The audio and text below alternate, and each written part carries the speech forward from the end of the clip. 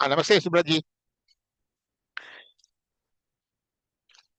You're muted. You have to unmute.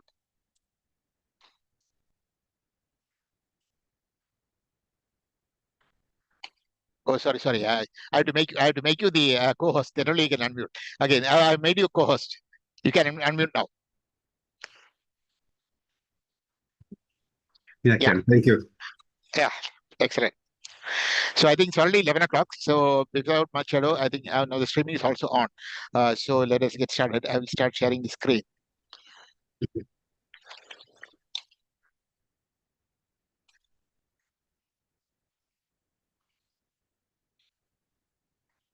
Can you see my screen, right? Yeah, okay. Hari Om. Welcome everybody to this fifth session of the online Srimad Bhagavad Gita Parayan as well as Satsang. We've been having this, we've restarted these online sessions in 2024, and today we have the fifth session. And today is a very interesting day, being Pradosham. Yesterday was Ekadashi, Shukla Paksha Ekadashi, today is Shukla Paksha Pradosham. So very, very auspicious day. And for all the solar calendars, this also is a new month, as well as in at least in Kerala, it is a new year. And like we were discussing among our lead chanters a bit earlier, this year, today happens to be the first of the new century also, the Kerala calendar. And I think in Odia also follows the solar calendar. For Odias also, I think yesterday was the first day of the month, and today will be the second day of the month, I think, in the Odia calendar.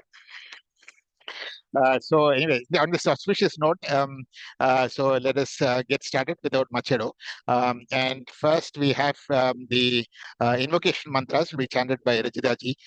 So over to Rajita ji.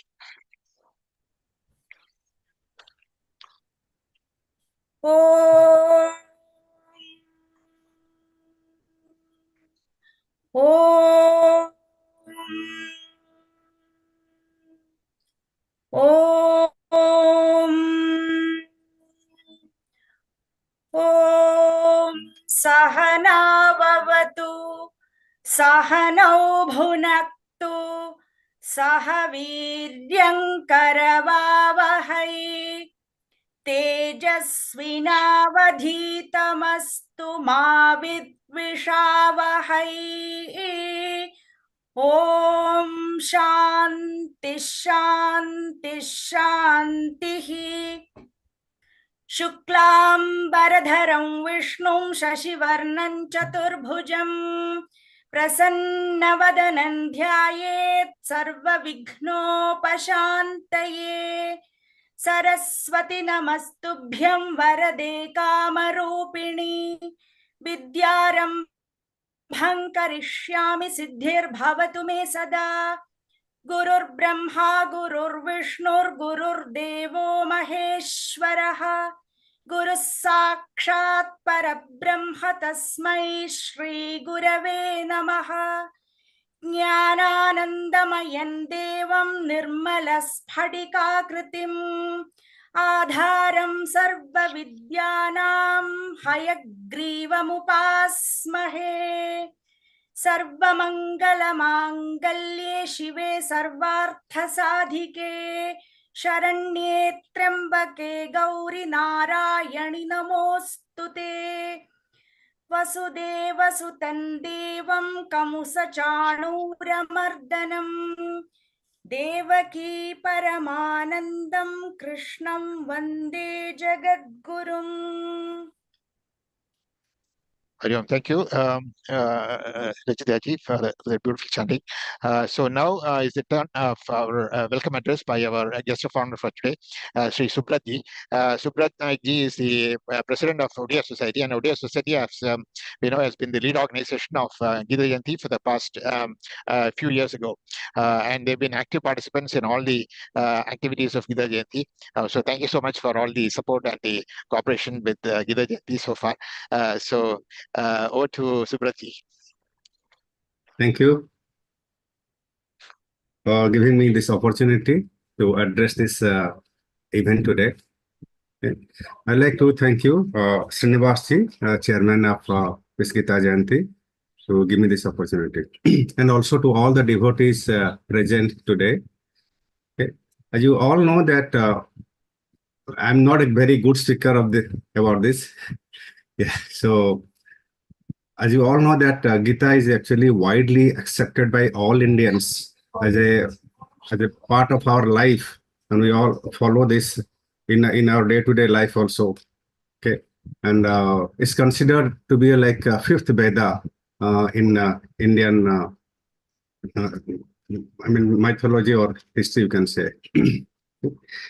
And Gita Jayanti is doing this activity for last more than 20 years here in Singapore and giving opportunities to one of the communities each year to lead and to widespread this the practice of Gita to and encourage everyone to follow this. So they used to do many other activities throughout this year, like there will be some cultural activities, some slokas, some every month there will be some activities they are doing on that. As today I have been honored to give the initial speech. So I'd like to give one aspect as a Odia. You know that our main god is Lord Jagannath, which is considered to be the next incarnation of Lord Krishna. So I'll give you a example or maybe a story that you may heard or you may not know that that Lord Krishna's heart is still dead in Lord Jagannath's inside. So I'll tell you a story that some of you may not be knowing that when actually Lord Krishna about to in his deathbed about to die, right? The Jarasavar who actually pierced the arrow, and so he was feeling very guilty about this activities. But Lord Krishna told him, no, it was the last birth when he was Bali, and I killed you. So on that time, actually, I have given you this opportunity for next birth that you will be getting a chance to kill me, to have equal opportunities to all. But don't worry, because anyhow, this is a materialistic world, so I have to leave this world and I have to go back to my place. Okay, but in my next birth also, you will be one of my best devotees in my next birth. Okay, so by saying this, he left the world, the materialistic world, and he lives to the heaven. Okay, so now the Pandavas, right? They did the last rites of Lord Krishna. So when they born the body, and at last the heart of the body, the heart could not be born. So it was in a blue color. It could not be born. So Arjuna actually what he did, he put it in a wooden things and float in the river. Okay. So he just float in the river. So now what happened in the same time, in the Puri temple, there was a king, Indradumna king was there that time. So he got a dream that Lord Vishnu is coming to his next birth in the form, so in the Puri place. Okay, so he found a very big log so he got a dream that he will be coming in the big logs floating in the sea. And so the Lord Indradumna and along with his all disciples, they went to get that logs, but they got it back, but they could not make they could not make a carve out of the log that they wanted to make they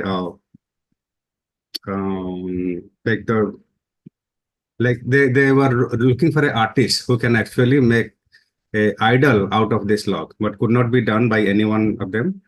At the few days later, one artist, it was actually Vishwakarma, who came in the form of a very old man to make the idol of Lord Jagannath. So, but he was having one conditions that for 21 days, no one should enter the temple until he finishes his work. But during this time, he will not be getting any water, food, nothing. The door should be closed. It should not be open. Okay. So by saying this, so all agrees to this because no one was able to carve out a idol out of this log. So after 15 days, the Rani actually could not hear the sound of he was working inside the temple, right? So he could not hear she could not hear the sound. So thinking that the old man might have been having some health problem, or because he was not having food or anything. So he actually he requested king to open the door. Okay?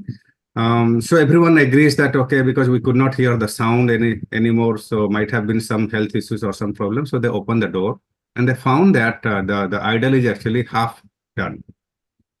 Okay. So he got a dream again from that. Okay, so because you have already opened the door, the idols are not fully prepared. So I will be the Lord says, okay, I will be worshipped in the same way of like having half hand and half leg. Okay? And during the same time, you might be knowing that Nila Madhav temple is out of like roughly about 100 kilometers away from Puri. Okay, there actually he was a blue color. Krishna was being worshipped over there. Okay, somehow that heart inside that is called Nila Madhav. Okay? It was brought to the Lord Jagannath temple and it was placed inside the idols today, Lord Jagannath. So even now today also, because every 12 years, because the idols are made out of wooden, right? So it will be spoiled definitely. It's not made of any metal or any marbles or any stones, granite, nothing like that. So it is made out of the wooden. So every 12 year, they used to change to a new idol. Okay, so it's again carved out of a new logs after every 12 years. And the heart from the old idol will be transferred to the new idol. So the process of doing that, all the priests who will be doing this, it will be like they will be blindfolded and the entire city's light will be switched off, the powered off during this time, because there will be enough, they think that there will be enough power inside the heart. Okay, so there might be some electromagnetic effect or don't know what exactly, but it was been followed for past, centuries by centuries like that. So there will be no power during this city, and the blindfolded, and they will be wearing the gloves. There will be gloves to take the heart from the old idol, and they will be transferring to the new idol. Even today also it was done. The last time it was done in 2015 June. I think June 15, 2015, it was done when after 12 years, the new body transformed. Okay. So many of you may not be knowing this beautiful stories. So that's why I thought of maybe it's a good opportunity for me as a Odia to share the story among all of you. Yeah, over to you. Thank you. Thank you so much, Subraji. There's a beautiful story. Never heard of this story. I'm sure that it will be very new to most of the people here, I'm sure. And definitely it's very interesting to note that, the Krishna's idol heart is still being preserved in this fashion. And I also understand that the Puri's Jagannath temple is also a Shakti beat. It's a very unique place where both Krishna as well as Shakti is worshipped at the same place, right? Yes. It's one of the And 50, actually, the 51 temple Shakti has rituals. a very, very, what you say, like many scientists cannot prove all those stuff. There are many things inside the temple, which one of the majorly said that actually the wind flow directions and the flag of the temple, right? That we call Dvaja. The flag of the temple is actually flows opposite directions of the wind flows. Okay. And in fact, there are no birds will be sitting on top of this. We never seen anyone that any birds will be sitting on top of the temple. There could be like they will be sitting in the boundaries or in the walls, but on top of that's called Nila Chakra, where the flag will be there. There actually never seen any birds sitting over there. It's another story. Yeah. Very beautiful. Yeah, it all makes it all the more important for all of us to visit the temple. Never been to the temple. Thank you so much, Subraji. Yeah. So very nice I to think hear this story. Hari Om. I just want to add one more thing. Actually, from Jagannath is so powerful. The word Jagannath in English has derived from that. Yeah, Jagannath. Correct. That's correct. Yeah, that is Srinivasni was speaking. So thank you so much again, Subraji. So let's get back to our rest of the proceedings for the day. So I will start sharing again. We will start with the Gita Dhyanam, where the invocation to the Bhagavad Gita, and it will be followed by the actual chanting portions for today. So I request today chanting will be, the Dhyanam will be chanted by Rijita ji again, and request everybody to chant a bit fast today because we have a lot of portions to cover. We have to cover about 107 verses. So over to Rijita ji. ॐ श्री परमात्मने नमः। अथ श्रीमद्भगवद्गीता ध्यानम्। ॐ पार्थाय प्रतिबोधितां भगवता नारायणेन स्वयं व्यासेन ग्रथितां पुराणमुनिना मध्ये महाभारतम् अद्वैतामृतवर्षिणीं भगवतीम् अष्टादशाध्यायिनीम् अम्ब त्वामनुसन्दधामि भगवद्गीते भवद्वेषिणी।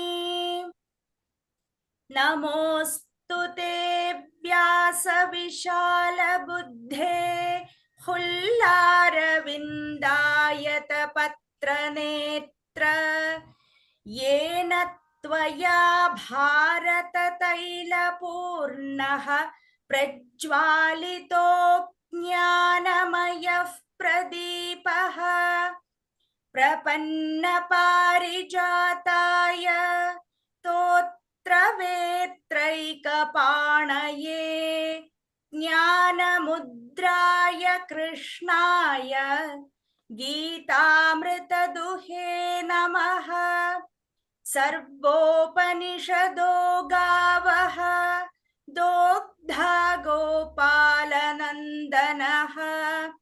पार्थो वत्सः सुधीर्भोक्ता दुग्धं गीतामृतं महत्।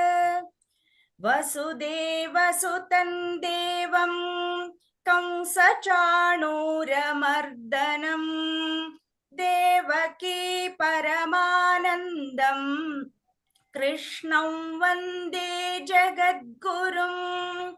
भीष्मद्रोणतटा जयद्रथजला गान्धारनीलोत्पला शल्यग्राहवती कृपेण वहनी कर्णेन वेलाकुला। अश्वत्थामविकर्णघोरमकरा दुर्योधनावर्तिनी सोत्तीर्णा खलु पाण्डवैरणनदी कैवर्तकः केशवः। पाराशर्यवचः सरोजममलं गीतार्थगन्धोत्कटम् नानाख्यानककेसरं हरिकथा सम्बोधनाबोधितम्। लोके सज्जनषट्पदैरहरहः पेपीयमानं मुदा भूयात् भारतपङ्कजं कलिमलप्रध्वंसिनः श्रेयसे। मूकं करोति वाचालं पङ्कुं लङ्घयते गिरिं यत्कृपातमहं वन्दे परमानन्दमाधवम्। यं ब्रह्मा वरुणेन्द्ररुद्रमरुतः स्तुन्वन्ति दिव्यैस्तवैः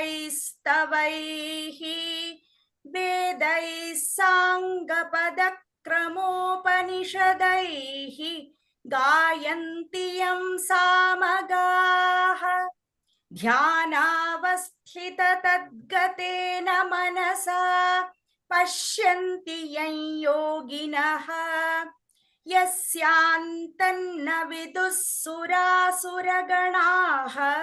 देवाय तस्मै नमः.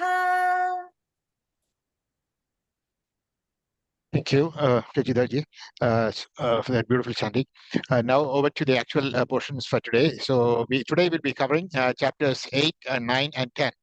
So altogether 104 verses in all, plus the ending portion and everything together. Altogether there are about 107 slides to be covered. So also it is to be noted that in every every one of the slides, the meaning of the verses are also written, are also given. So you can also go through the meanings of the verses being chanted. Request, since we have to cover a lot of verses, request all the chanters to go a bit fast so that we can finish in time. So over to Lata ji as well as Bina ji. ॐ श्री परमात्मने नमः। अथाष्टमोऽध्यायः अक्षरब्रह्म योगः। अर्जुन उवाच किं तद्ब्रह्म किमध्यात्मं किं कर्म पुरुषोत्तम अधिभूतं च किं प्रोक्तम् अधिदैवं किमुच्यते। अर्जुन उवाच किं तद्ब्रह्म किमध्यात्मं किं कर्म पुरुषोत्तम अधिभूतं च किं प्रोक्तम् अधिदैवं किमुच्यते। अधियज्ञः कथं कोत्र देहेऽस्मिन् मधुसूदन प्रयाणकाले च कथं ज्ञेयोऽसि नियतात्मभिः। अधियज्ञः कथं कोत्र देहेऽस्मिन् मधुसूदन प्रयाणकाले च कथं ज्ञेयोऽसि नियतात्मभिः। श्रीभगवानुवाच अक्षरं ब्रह्म परमं स्वभावोऽध्यात्ममुच्यते भूतभावोद्भवकरः विसर्गः कर्म संज्ञितः। श्रीभगवानुवाच अक्षरं ब्रह्म परमं स्वभावोऽध्यात्ममुच्यते भूतभावोद्भवकरः विसर्गः कर्म संज्ञितः। अधिभूतं क्षरो भावः पुरुषश्चाधिदैवतम् अधियज्ञोऽहमेवात्र देहे देहभृतां वर। अधिभूतं क्षरो भावः पुरुषश्चाधिदैवतम् अधियज्ञोऽहमेवात्र देहे देहभृतां वर। अन्तकाले च मामेव स्मरन् मुक्त्वा कलेवरं यः प्रयाति समद्भावं याति नास्त्यत्र संशयः। अन्तकाले च मामेव स्मरन् मुक्त्वा कलेवरं यः प्रयाति समद्भावं याति नास्त्यत्र संशयः। यं यं वापि स्मरन् भावं त्यजत्यन्ते कलेवरं तं तमेवैति कौन्तेय सदा तद्भावभावितः। यं यं वापि स्मरन् भावं त्यजत्यन्ते कलेवरं तं तमेवैति कौन्तेय सदा तद्भावभावितः। तस्मात् सर्वेषु कालेषु मामनुस्मर युध्य च मय्यर्पितमनो बुद्धिः मामे वैश्यस्य संशयम्। तस्मात् सर्वेषु कालेषु मामनुस्मर युध्य च मय्यर्पितमनो बुद्धिः मामे वैश्यस्य संशयम्। अभ्यासयोगयुक्तेन युक्तेन चेतसा नान्यगामिना परमं पुरुषं दिव्यं याति पार्थानुचिन्तयन् अभ्यासयोगयुक्तेन चेतसा नान्यगामिना परमं पुरुषं दिव्यं याति पार्थानुचिन्तयन् कविं पुराणमनुशासितारम् अणोरणीयां समनुस्मरेद्यः सर्वस्य धातारमचिन्त्य रूपम् आदित्यवर्णं तमसः परस्तात् कविं पुराणमनुशासितारम् अणोरणीयां समनुस्मरेद्यः सर्वस्य धातारमचिन्त्य रूपम् आदित्यवर्णं तमसः परस्तात् प्रयाणकाले मनसाचलेन भक्त्या युक्तो योगबलेन चैव भ्रुवोर्मध्ये प्राणमावेश्य सम्यक्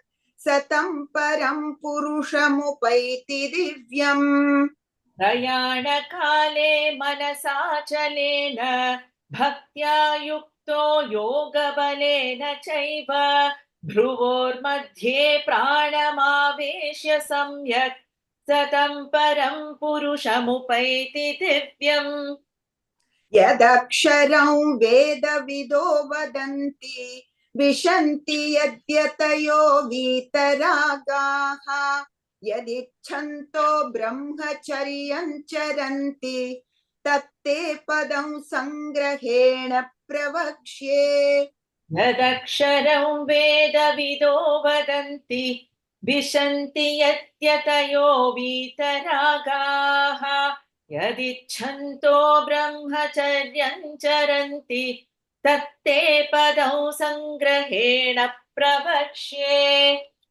सर्वद्वाराणि संयम्य मनोहृदि निरुध्य च मूढ्न्याधायात्मनः प्राणम् आस्थितो योगधारणाम् सर्वद्वाराणि संयम्य मनोहृदि निरुध्य च मूर्ध्याधायात्मनः प्राणम् आस्थितो योगधारणाम् ओमित्येकाक्षरं ब्रह्म व्याहरन् मामनुस्मरन् यः प्रयाति त्यजन् देहं स याति परमां गतिम् ओमित्येकाक्षरं ब्रह्म व्याहरन् मामनुस्मरन् यः प्रयाति त्यजन् देहं स याति परमां गतिम् अनन्यचेताः सततं यो मां स्मरति नित्यशः तस्याहं सुलभः पार्थ नित्ययुक्तस्य योगिनः अनन्यचेताः सततं यो मां स्मरति नित्यशः तस्याहं सुलभः पार्थ नित्ययुक्तस्य योगिनः मामुपेत्य पुनर्जन्म दुःखालयमशाश्वतं नाप्नुवन्ति महात्मानः संसिद्धिं परमां गताः मामुपेत्य पुनर्जन्म दुःखालयमशाश्वतं नाप्नुवन्ति महात्मानः संसिद्धिं परमां गताः आब्रह्मभुवनाल्लोकाः पुनरावर्तिनोऽर्जुन मामुपेत्य तु कौन्तेय पुनर्जन्म न विद्यते आब्रह्मभुवनाल्लोकाः पुनरावर्तिनोऽर्जुन मामुपेत्य तु कौन्तेय पुनर्जन्म न विद्यते सहस्रयुगपर्यन्तम् अहर्यद्ब्रह्मणो विदुः रात्रियुगसहस्रान्तां देहोरात्रविदो जनाः सहस्रयुगपर्यन्तम् अहर्यद्ब्रह्मणो विदुः रात्रियुगसहस्रान्तां ते होरात्रविदो जनाः अव्यक्ताद्व्यक्तयः सर्वाः प्रभवन्त्यः रागमे रात्र्यागमे प्रलीयन्ते तत्रैवाव्यक्तसंज्ञके अव्यक्ताद्व्यक्तयः सर्वाः प्रभवन्त्यः रागमे रात्र्यागमे प्रलीयन्ते तत्रैवाव्यक्तसंज्ञके भूतग्रामः स एवायं भूत्वा भूत्वा प्रलीयते रात्र्यागमे वशः पार्थ प्रभवत्यः रागमे भूतग्रामस्य एवायं भूत्वा भूत्वा प्रलीयते रात्र्यागमे वशः पार्थ प्रभवत्यः रागमे परस्तस्मात्तु भावोऽन्यो व्यक्तो व्यक्तात् सनातनः यस्य सर्वेषु भूतेषु नश्यत्सु न विनश्यति परस्तस्मात्तु भावोऽन्यो व्यक्तो व्यक्तात् सनातनः यस्य सर्वेषु भूतेषु नश्यत्सु न विनश्यति अव्यक्तोऽक्षर इत्युक्तः तमाहुः परमां गतिं यं प्राप्य न निवर्तन्ते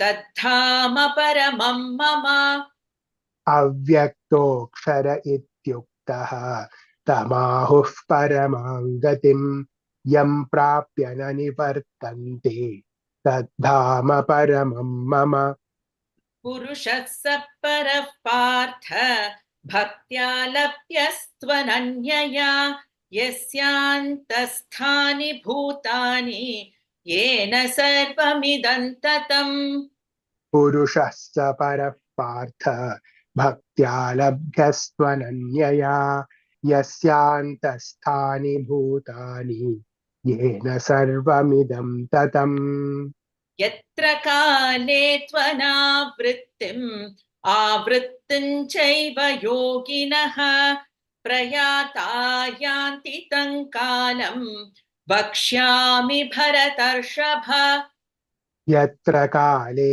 त्वनावृत्तिम् आवृत्तिं चैव योगिनः प्रयाता यान्ति तं कालं वक्ष्यामि भरतर्षभ अग्निर्ज्योतिरः शुक्लः षण्मासा उत्तरायणं तत्र प्रयाता गच्छन्ति ब्रह्म ब्रह्मविदो जनाः अग्निर्ज्योतिरः शुक्लः षण्मासा उत्तरायणं तत्र प्रयाता गच्छन्ति ब्रह्मविदो जनाः धूमो रात्रिस्तथा कृष्णः षण्मासा दक्षिणायनं तत्र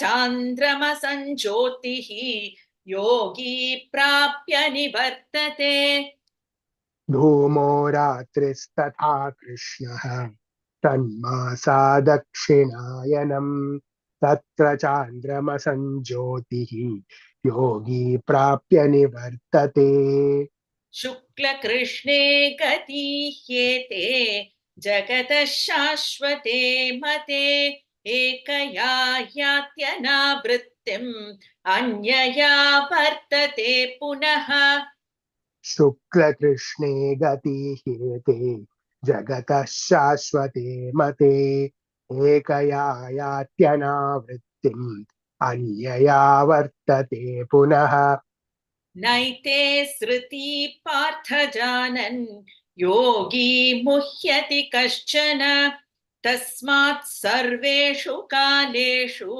योगयुक्तो भवार्जुन नैते श्रुति पार्थ जानन् योगी मुह्यति कश्चन तस्मात् सर्वेषु कालेषु योगयुक्तो भवार्जुन वेदेषु यज्ञेषु तपस्सु चैव दानेषु यत् पुण्यफलं प्रतिष्ठम् अत्येति तत्सर्वमिदं विदित्वा योगी परं स्थानमुपैति चाद्यम् वेदेषु यज्ञेषु तपःसु चैव दानेषु यत् पुण्यफलं प्रदिष्टम् अत्येति तत्सर्वमिदं विदित्वा योगी परं स्थानमुपैति चाद्यम् ॐ तत्सत् इति श्रीमद्भगवद्गीतासु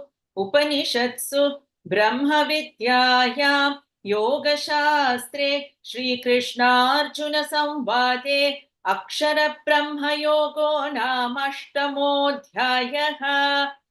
वसुदेवसुतं देवं कंसचाणूरमर्दनं देवकी परमानन्दं कृष्णं वन्दे जगद्गुरुम्। अथ नवमोऽध्यायः राजविद्या राजगुह्ययोगः। श्रीभगवानुवाच इदं तु ते गुह्यतमं प्रवक्ष्याम्यनसूयवे ज्ञानं विज्ञानसहितं यज्ञात्वा मोक्ष्यसे शुभात्। श्रीभगवानुवाच इदं तु ते गुह्यतमं प्रवक्ष्याम्यनसूयवे ज्ञानं विज्ञानसहितं यज्ञात्वा मोक्ष्यसे शुभात्। राजविद्या राजगुह्यं पवित्रमिदमुत्तमं प्रत्यक्षावगमं धर्म्यं सुसुखं कर्तुमव्ययम्। राजविद्या राजगुह्यं पवित्रमिदमुत्तमं प्रत्यक्षावगमं धर्म्यं सुसुखं कर्तुमव्ययम्। अश्रद्धधानाः पुरुषाः धर्मस्यास्य परन्तप अप्राप्यमान्निवर्तन्ते मृत्युसंसारवर्त्मनि। अश्रद्धधानाः पुरुषाः धर्मस्यास्य परन्तप अप्राप्यमान्निवर्तन्ते मृत्युसंसारवर्त्मनि। मया ततमिदं सर्वं जगदव्यक्तमूर्तिना मत्स्थानि सर्वभूतानि न चाहन्तेष्वस्थितः। मया ततमिदं सर्वं जगदव्यक्तमूर्तिना मत्स्थानि सर्वभूतानि न चाहं तेष्वस्थितः। न च मत्स्थानि भूतानि पश्य मे योगमैश्वरम् भूतभृन्न च भूतस्थः ममात्मा भूतभावनः। न च मत्स्थानि भूतानि पश्य मे योगमैश्वरम् भूतभृन्न च भूतस्थः ममात्मा भूतभावनः। यथाकाशस्थितो नित्यं वायुः सर्वत्र गोमहान् तथा सर्वाणि भूतानि मत्स्थानीत्युपधारय। यथाकाशस्थितो नित्यं वायुः सर्वत्र गोमहान् तथा सर्वाणि भूतानि मत्स्थानीत्युपधारय। सर्वभूतानि कौन्तेय प्रकृतिं यान्ति मामिकां कल्पक्षये पुनस्तानि कल्पादौ विसृजाम्यहम्। सर्वभूतानि कौन्तेय प्रकृतिं यान्ति मामिकां कल्पक्षये पुनस्तानि कल्पादौ विसृजाम्यहम्। प्रकृतिं स्वामवष्टभ्य विसृजामि पुनः पुनः भूतग्राममिमं कृत्स्नम् अवशं प्रकृतेर्वशात्। प्रकृतिं स्वामवष्टभ्य विसृजामि पुनः पुनः भूतग्राममिमं कृत्स्नम् अवशं प्रकृतेर्वशात्। न च मान्तानि कर्माणि निबध्नन्ति धनञ्जय उदासीनवदासीनम् असक्तं तेषु कर्मसु न च मान्तानि कर्माणि निबध्नन्ति धनञ्जय उदासीनवदासीनम् असक्तं तेषु कर्मसु मयाध्यक्षेण प्रकृतिः सूयते सचराचरम् हेतुनानेन कौन्तेय जगद्विपरिवर्तते मयाध्यक्षेण प्रकृतिः सूयते च चराचरम् हेतुनानेन कौन्तेय जगद्विपरिवर्तते अवजानन्ति मां मूढाः मानुषीं तनुमाश्रितम् परं भावमजानन्तः मम भूतमहेश्वरम् अवजानन्ति मां मूढाः मानुषीं तनुमाश्रितं परं भावमजानन्तः मम भूतमहेश्वरम् मोघाशामोघकर्माणः मोघज्ञानाविचेतसः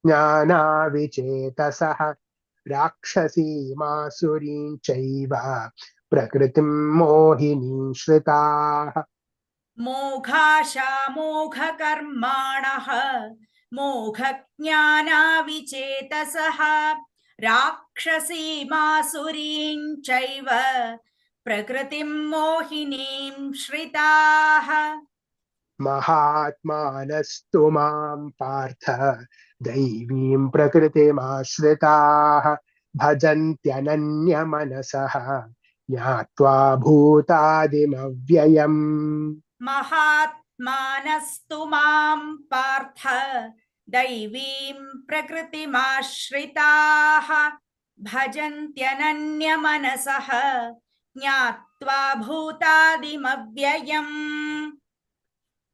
सततं कीर्तयन्तो मां यतन्तश्च दृढव्रताः नमस्यन्तश्च मां भक्त्या नित्ययुक्ता उपासते सततं कीर्तयन्तो मां यतन्तश्च दृढव्रताः नमस्यन्तश्च मां भक्त्या नित्ययुक्ता उपासते ज्ञानयज्ञेन चाप्यन्ये यजन्तो मामुपासते एकत्वेन पृथक्त्वेन बहुधा विश्वतो मुखम् ज्ञानयज्ञेन चाप्यन्ये यजन्तो मामुपासते एकत्वेन पृथक्त्वेन बहुधा विश्वतो मुखम् अहं क्रतुरहं यज्ञः स्वधाहमहमौषधम् मन्त्रोऽहमहमेवाज्यम् अहमग्निरहं हुतम् अहं क्रतुरहं यज्ञः स्वधाहमहमौषधम् मन्त्रोऽहमहमेवाज्यम् अहमग्निरहं हुतम् पिताहमस्य जगतः माता धाता पितामहः वेद्यं पवित्रमोङ्कारः ऋक्सामयजुरेव च पिताहमस्य जगतः माता धाता पितामहः वेद्यं पवित्रमोङ्कारः ऋक्सामयजुरेव च गतिर्भर्ता प्रभुः साक्षी निवासः शरणं सुहृत् प्रभवः प्रलयः स्थानं निधानं बीजमव्ययम् गतिर्भर्ता प्रभुः साक्षी निवासः शरणं सुहृत् प्रभवः प्रलयस्थानं निधानं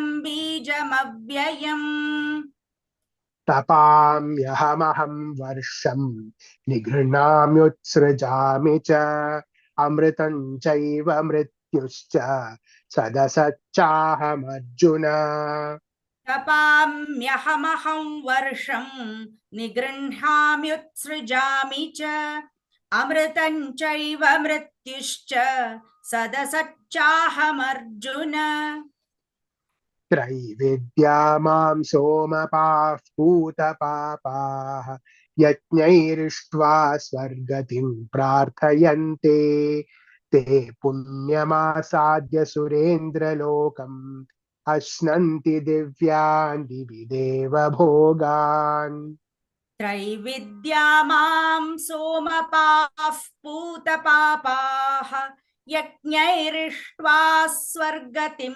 प्रार्थयन्ते ते पुण्यमासाद्य सुरेन्द्रलोकम् अश्नन्ति दिव्यान् दिवि देवभोगान् एतं भुक्त्वा स्वर्गलोकं विशालम् क्षीणे पुण्ये मर्त्यलोकं विशन्ति एवं त्रयी धर्ममनुप्रपन्नाः गतागतं कामकामा लभन्ते एतं भुक्त्वा स्वर्गलोकं विशालं क्षीणे पुण्ये मर्त्यलोकं विशन्ति एवं त्रयी धर्ममनुप्रपन्नाः गतागतं कामकामा लभन्ते अनन्याश्चिन्तयन्तो मां ये जनाः पर्युपासते तेषां नित्याभियुक्तानां योगक्षेमं वहाम्यहम् अनन्याश्चिन्तयन्तो मां ये जनाः पर्युपासते तेषां नित्याभियुक्तानां योगक्षेमं वहाम्यहम् योऽप्यन्यदेवता भक्ताः यजन्ते श्रद्धयान्विताः तेऽपि मामेव कौन्तेय यजन्त्यविधिपूर्वकम् येऽप्यन्यदेवता भक्ताः यजन्ते श्रद्धयान्विताः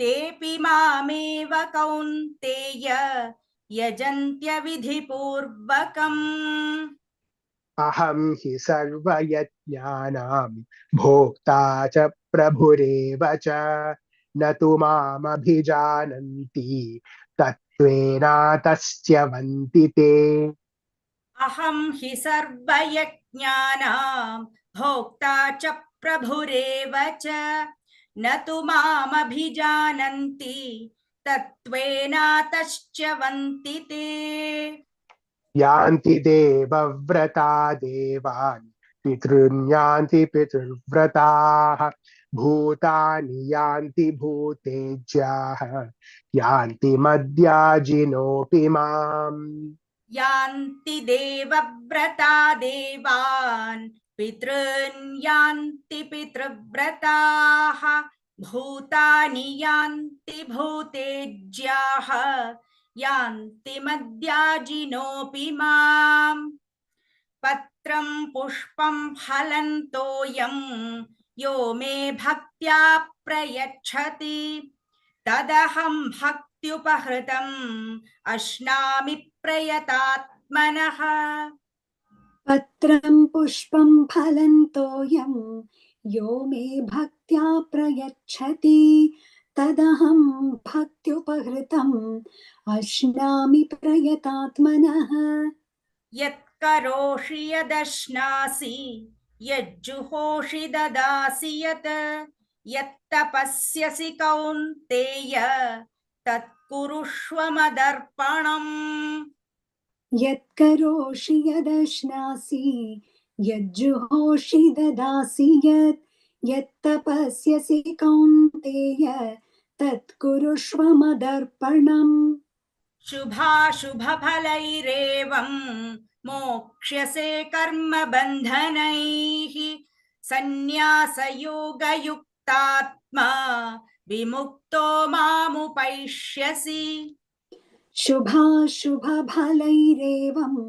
मोक्ष्यसे कर्मबन्धनैः सन्न्यासयोगयुक्तात्मा विमुक्तो मामुपैष्यसि समोऽहं सर्वभूतेषु न मे द्वेष्योऽस्ति न प्रियः ये भजन्ति तु मां भक्त्या मयि ते तेषु चाप्यहम् समोऽहं सर्वभूतेषु न मे द्वेष्योऽस्ति न प्रियः ये भजन्ति तु मां भक्त्या मयि ते तेषु चाप्यहम् अपि चेत् सुदुराचारः भजते मामनन्यभाक् साधुरेव च मन्तव्यः सम्यक् व्यवसितो हि सः अपि चेत् सुदुराचारः भजते मामनन्यभाक् साधुरेव च मन्तव्यः सम्यग् व्यवसितो हि सः क्षिप्रं भवति धर्मात्मा शश्वच्छान्तिं निगच्छति कौन्तेय प्रतिजानीहि न मे भक्तः प्रणश्यति क्षिप्रं भवति धर्मात्मा शश्वच्छान्तिं निगच्छति कौन्तेय प्रतिजानीहि न मे भक्तः प्रणश्यति मां हि पार्थव्यपाश्रित्य येऽपि स्युः पापयोनयः स्त्रियो वैश्यास्तथा शूद्राः तेऽपि यान्ति परां गतिम् मां हि पार्थव्यपाश्रित्य येऽपि स्युः पापयोनयः स्त्रियो वैश्यास्तथा शूद्राः तेऽपि यान्ति परां गतिम् किं पुनर्ब्राह्मणाः पुण्याः भक्ता राजर्षयस्तथा अनित्यमसुखं लोकम् इमं प्राप्य भजस्व माम् किं पुनर्ब्राह्मणाः पुण्याः भक्ता राजर्षयस्तथा अनित्यमसुखं लोकम् इमं प्राप्य भजस्व माम् मन्मना भव मद्भक्तः मद्याजी मां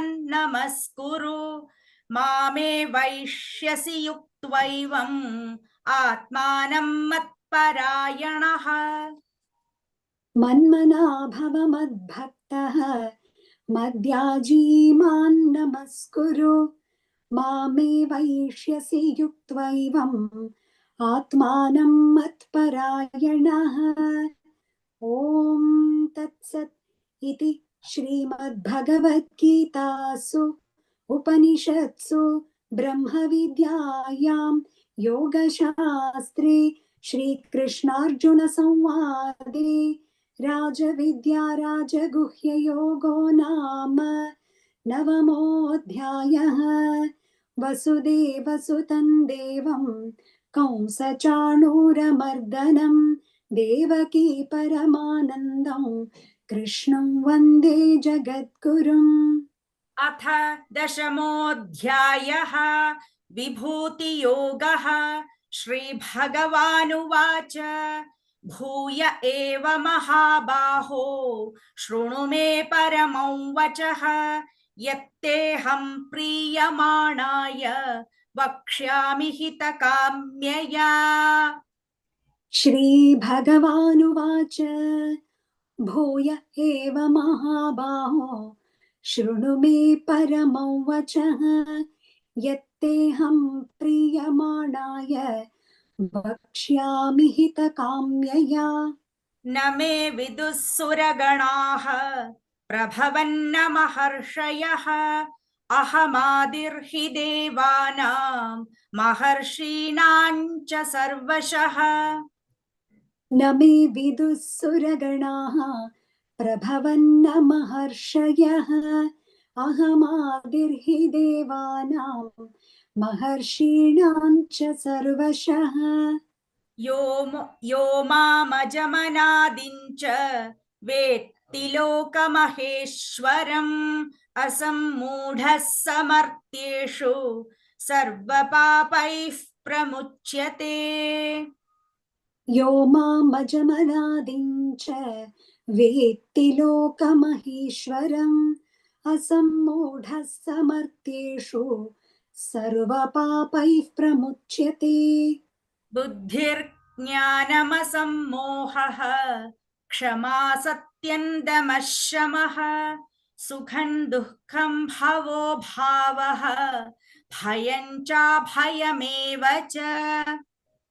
बुद्धिर्ज्ञानमसम्मोहः क्षमा सत्यं दमः शमः सुखं दुःखं भवो भावः भयं चाभयमेव च अहिंसा समता तुष्टिः तपोदानं यशो यशः भवन्ति भावा भूतानां मत्त एव पृथग्विधाः अहिंसा समता तुष्टिः तपोदानं यशो यशः भवन्ति भावा भूतानां मत्त एव पृथग्विधाः महर्षयः सप्त पूर्वे चत्वारो मनवस्तथा मद्भावा मानसा जाताः येषां लोक इमाः प्रजाः महर्षयः सप्त पूर्वे चत्वारो मनवस्तथा मद्भावा मानसा जाताः येषां लोक इमाः प्रजाः एतां विभूतिं योगं च मम यो वेत्ति तत्त्वतः सोऽविकम्पेन योगेन युज्यते नात्र संशयः एतां विभूतिं योगं च मम यो वेत्ति तत्त्वतः सोऽविकम्पेन योगेन युज्यते नात्र संशयः अहं सर्वस्य प्रभवः मत्तः सर्वं प्रवर्तते इति मत्वा भजन्ते मां बुधा भावसमन्विताः अहं सर्वस्य प्रभवः मत्तः सर्वं प्रवर्तते इति मत्वा भजन्ते मां बुद्धा भावसमन्विताः मच्चित्ता मद्गतप्राणाः बोधयन्तः परस्परं कथयन्तश्च मां नित्यं तुष्यन्ति च रमन्ति च मच्चित्ता मद्गतः प्राणाः बोधयन्तः परस्परं कथयन्तश्च मां नित्यं तुष्यन्ति च रमन्ति च तेषां सततयुक्तानां भजतां प्रीतिपूर्वकं ददामि बुद्धियोगं तं येन मामुपयान्ति ते तेषां सततयुक्तानां भजतां प्रीतिपूर्वकं ददामि बुद्धियोगं तं येन मामुपयान्ति ते तेषामेवानुकम्पार्थम् अहमज्ञानजन्तमः नाशयाम्यात्मभावस्थः ज्ञानदीपेन भास्वता तेषामेवानुकम्पार्थम् अहमज्ञानजन्तमः नाशयाम्यात्मभावस्थः ज्ञानदीपेन भास्वता अर्जुन उवाच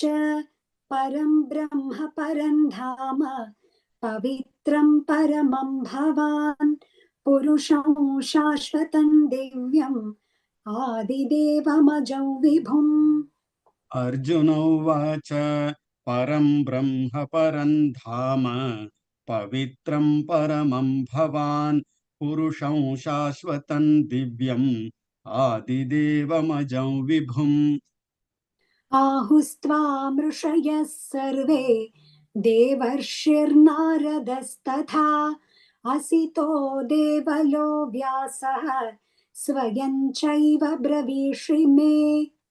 आहुस्त्वां ऋषयः सर्वे देवर्षिर्नारदस्तथा असितो देवलो व्यासः स्वयं चैव ब्रवीषि मे।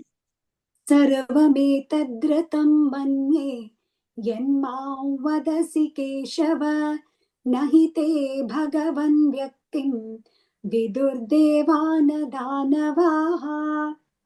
स्वयमेवात्मनात् सर्वमेतद्धृतं मन्ये यन्मां वदसि केशव, न हि ते भगवन् व्यक्तिं विदुर्देवान दानवाः।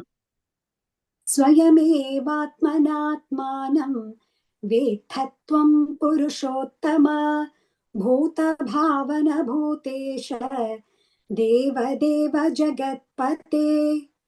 स्वयमेवात्मनात्मानं वेत्थत्वं पुरुषोत्तम, भूतभावन भूतेश देवदेव जगत्पते।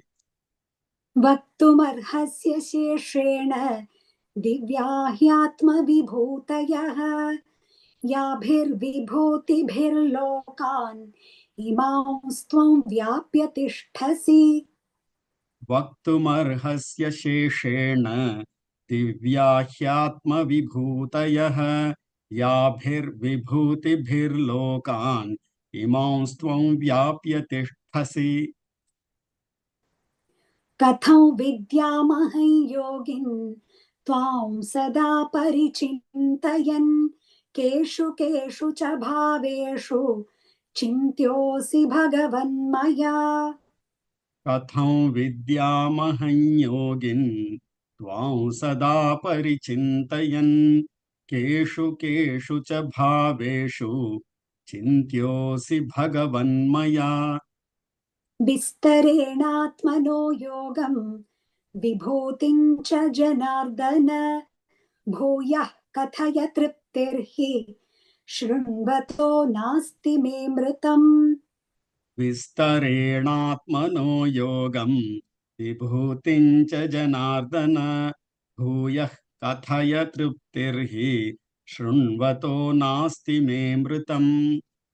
श्रीभगवानुवाच हन्त ते कथयिष्यामि दिव्या ह्यात्मविभूतयः, प्राधान्यतः कुरु श्रेष्ठ नास्त्यन्तो विस्तरस्य मे।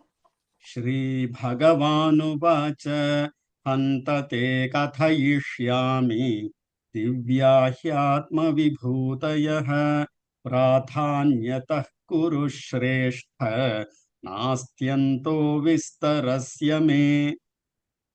अहमात्मा गुडाकेश सर्वभूताशयस्थितः, अहमादिश्च मध्यं च भूतानामन्त एव च। अहमात्मा गुडाकेश सर्वभूताशयस्थितः, अहमादिश्च मध्यं च भूतानामन्त एव च।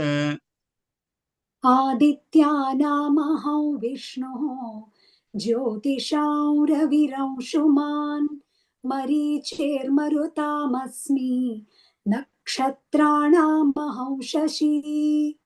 आदित्यानामहं विष्णुः ज्योतिषां रविरंशुमान्, मरीचिर्मरुतामस्मि नक्षत्राणामहं शशी। वेदानां सामवेदोऽस्मि देवानामस्मि वासवः, इन्द्रियाणां मनश्चास्मि भूतानामस्मि चेतना। वेदानां सामवेदोऽस्मि देवानामस्मि वासवः, इन्द्रियाणां मनश्चास्मि भूतानामस्मि चेतना। रुद्राणां शङ्करश्चास्मि वित्तेषो यक्षरक्षसां, वसूनां पावकश्चास्मि मेरुः शिखरिणामहम्। रुद्राणां शङ्करश्चास्मि वित्तेशो यक्षरक्षसां वसूनां पावकश्चास्मि मेरुशिखरिणामहम् पुरोधसां च मुख्यं मां विद्धि पार्थ बृहस्पतिं सेनानीनामहं स्कन्दः सरसामस्मि सागरः पुरोधसां च मुख्यं मां विद्धि पार्थ बृहस्पतिं सेनानीनामहं स्कन्दः सरसामस्मि सागरः महर्षीणां भृगुरहं गिरामस्म्येकमक्षरं यज्ञानां जपयज्ञोऽस्मि स्थावराणां हिमालयः महर्षीणां भृगुरहं गिरामस्म्येकमक्षरं यज्ञानां जपयज्ञोऽस्मि स्थावराणां हिमालयः अश्वत्थः सर्ववृक्षाणां देवर्षीणां च नारदः गन्धर्वाणां चित्ररथः सिद्धानां कपिलो मुनिः अश्वत्थः सर्ववृक्षाणां देवर्षीणां च नारदः गन्धर्वाणां चित्ररथः सिद्धानां कपिलो मुनिः उच्चैश्रवसमश्वानां विद्धि माममृतोद्भवम् ऐरावतं गजेन्द्राणां नराणां च नराधिपम् उच्चैश्रवसमश्वानां विद्धि माममृतोद्भवम् ऐरावतं गजेन्द्राणां नराणां च नराधिपम् आयुधानामहं वज्रं धेनूनामस्मि कामधुक् प्रजनश्चास्मि कन्दर्पः सर्पाणामस्मि वासुकिः आयुधानामहं वज्रं धेनूनामस्मि कामधुक् प्रजनश्चास्मि कन्दर्पः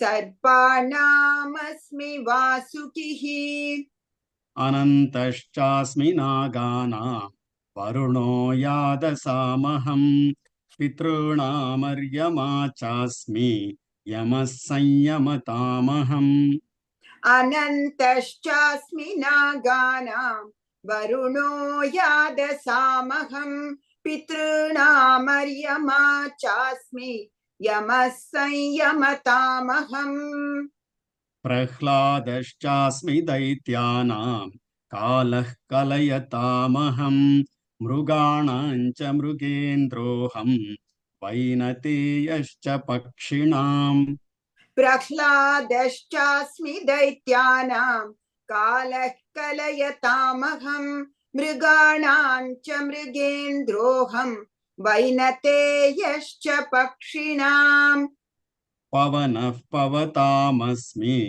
रामः शस्त्रभृतामहं झषाणां मकरश्चास्मि स्रोतसामस्मि जाह्नवी पवनः पवतामस्मि रामः शस्त्रभृतामहं झषाणामकरश्चास्मि स्रोतसामस्मि जाह्नवी सर्गाणामादिरन्तश्च मध्यं चैवाहमर्जुन अध्यात्मविद्या विद्यानां वादः प्रवदतामहम् सर्गाणामादिरन्तश्च मध्यं चैवाहमर्जुन अध्यात्मविद्या विद्यानां वादः प्रवदतामहम् अक्षराणामकारोऽस्मि द्वन्द्वः सामासिकस्य च अहमेवाक्षयः कालः धाताहं विश्वतो मुखः अक्षराणामकारोऽस्मि द्वन्द्वः सामासिकस्य च अहमेवाक्षयः कालः धाताहं विश्वतो मुखः मृत्युः सर्वहरश्चाहम् उद्भवश्च भविष्यताम् कीर्तिश्रीर्वाक् च नारीणाम् स्मृतिर्मेधा धृतिः क्षमा मृत्युः सर्वहरश्चाहम् उद्भवश्च भविष्यताम् कीर्तिश्रीर्वाक् च नारीणाम् स्मृतिर्मेधा धृतिः क्षमा बृहत्साम तथा साम्नाम् गायत्री छन्दसामहम्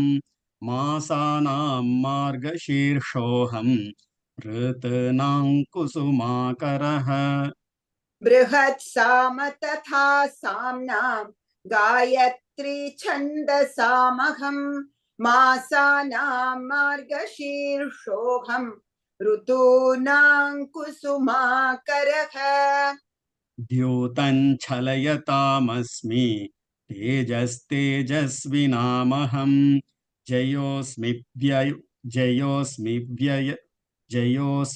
व्यवसायोऽस्मि सत्त्वं सत्त्ववतामहम् द्यूतं छलयतामस्मि तेजस्तेजस्विनामहम् जयोऽस्मि व्यवसायोऽस्मि सत्त्वं सत्त्ववतामहम् वृष्णीनां वासुदेवोऽस्मि पाण्डवानां धनञ्जयः मुनीनामप्यहं व्यासः कवीनामुशना कविः वृष्णीनां वासुदेवोऽस्मि पाण्डवानां धनञ्जयः मुनीनामप्यहं व्यासः कवीनामुशना कविः दण्डो दमयतामस्मि नीतिरस्मि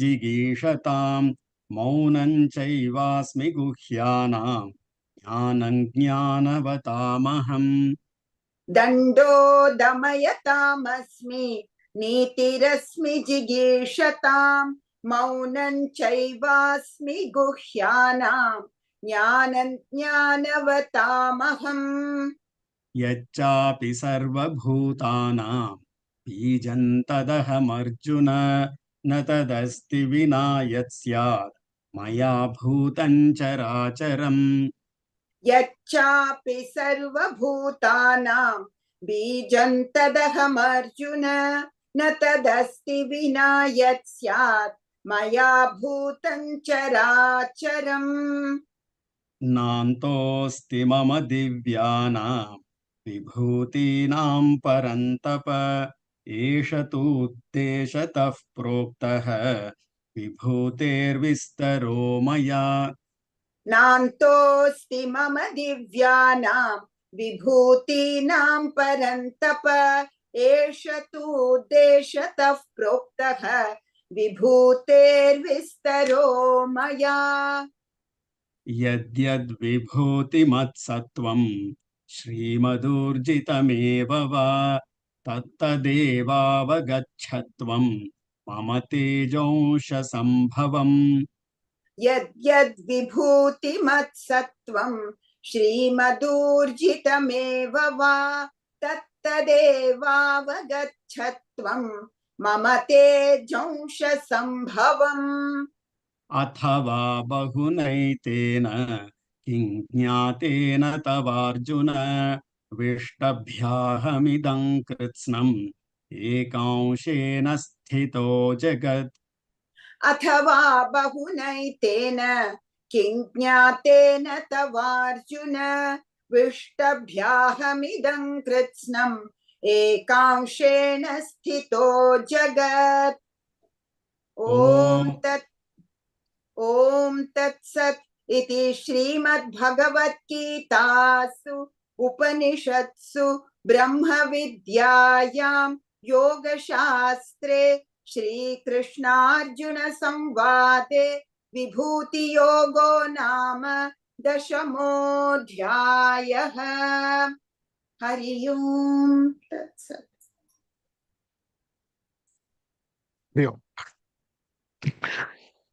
Thank you so much for all our wonderful chanters. So, As we have seen in the previous slides, all the slides that were shown, the meanings are given by the great masters of and commentators of the Bhagavad Gita, like from various traditions, as well as from highly erudite scholars, as well as academicians and Swamijis, people, and even Western authors also. We have Swami Chinmayanandaji, Swami Dayanandaji, Swami Gambhiranandaji, George Feuerstein, Swami Vireswarananda, and Dr. Radhakrishnan, Swami Rama, and John Mascaro, Dr. A.G. Krishnavaider, etc. So, so it actually covers a wide range of viewpoints.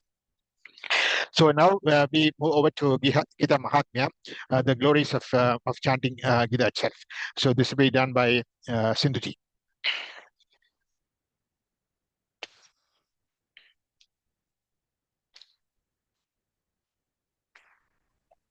अथ गीता माहात्म्यम् गीताशास्त्रमिदं पुण्यं यः पठेत् प्रयतः पुमान् विष्णोः पदमवाप्नोति भयशोकादिवर्जितः गीताध्ययनशीलस्य प्राणायामपरस्य च नैव सन्ति हि पापानि पूर्वजन्मकृतानि च मलनिर्मोचनं पुंसा जलस्नानन्दिने दिने सुकृद्गीताम्भसि स्नानं संसारमलनाशनम् गीता सुगीता कर्तव्या किमन्यैः शास्त्रविस्तरैः या स्वयं पद्मनाभस्य मुखपद्मात् विनिसृता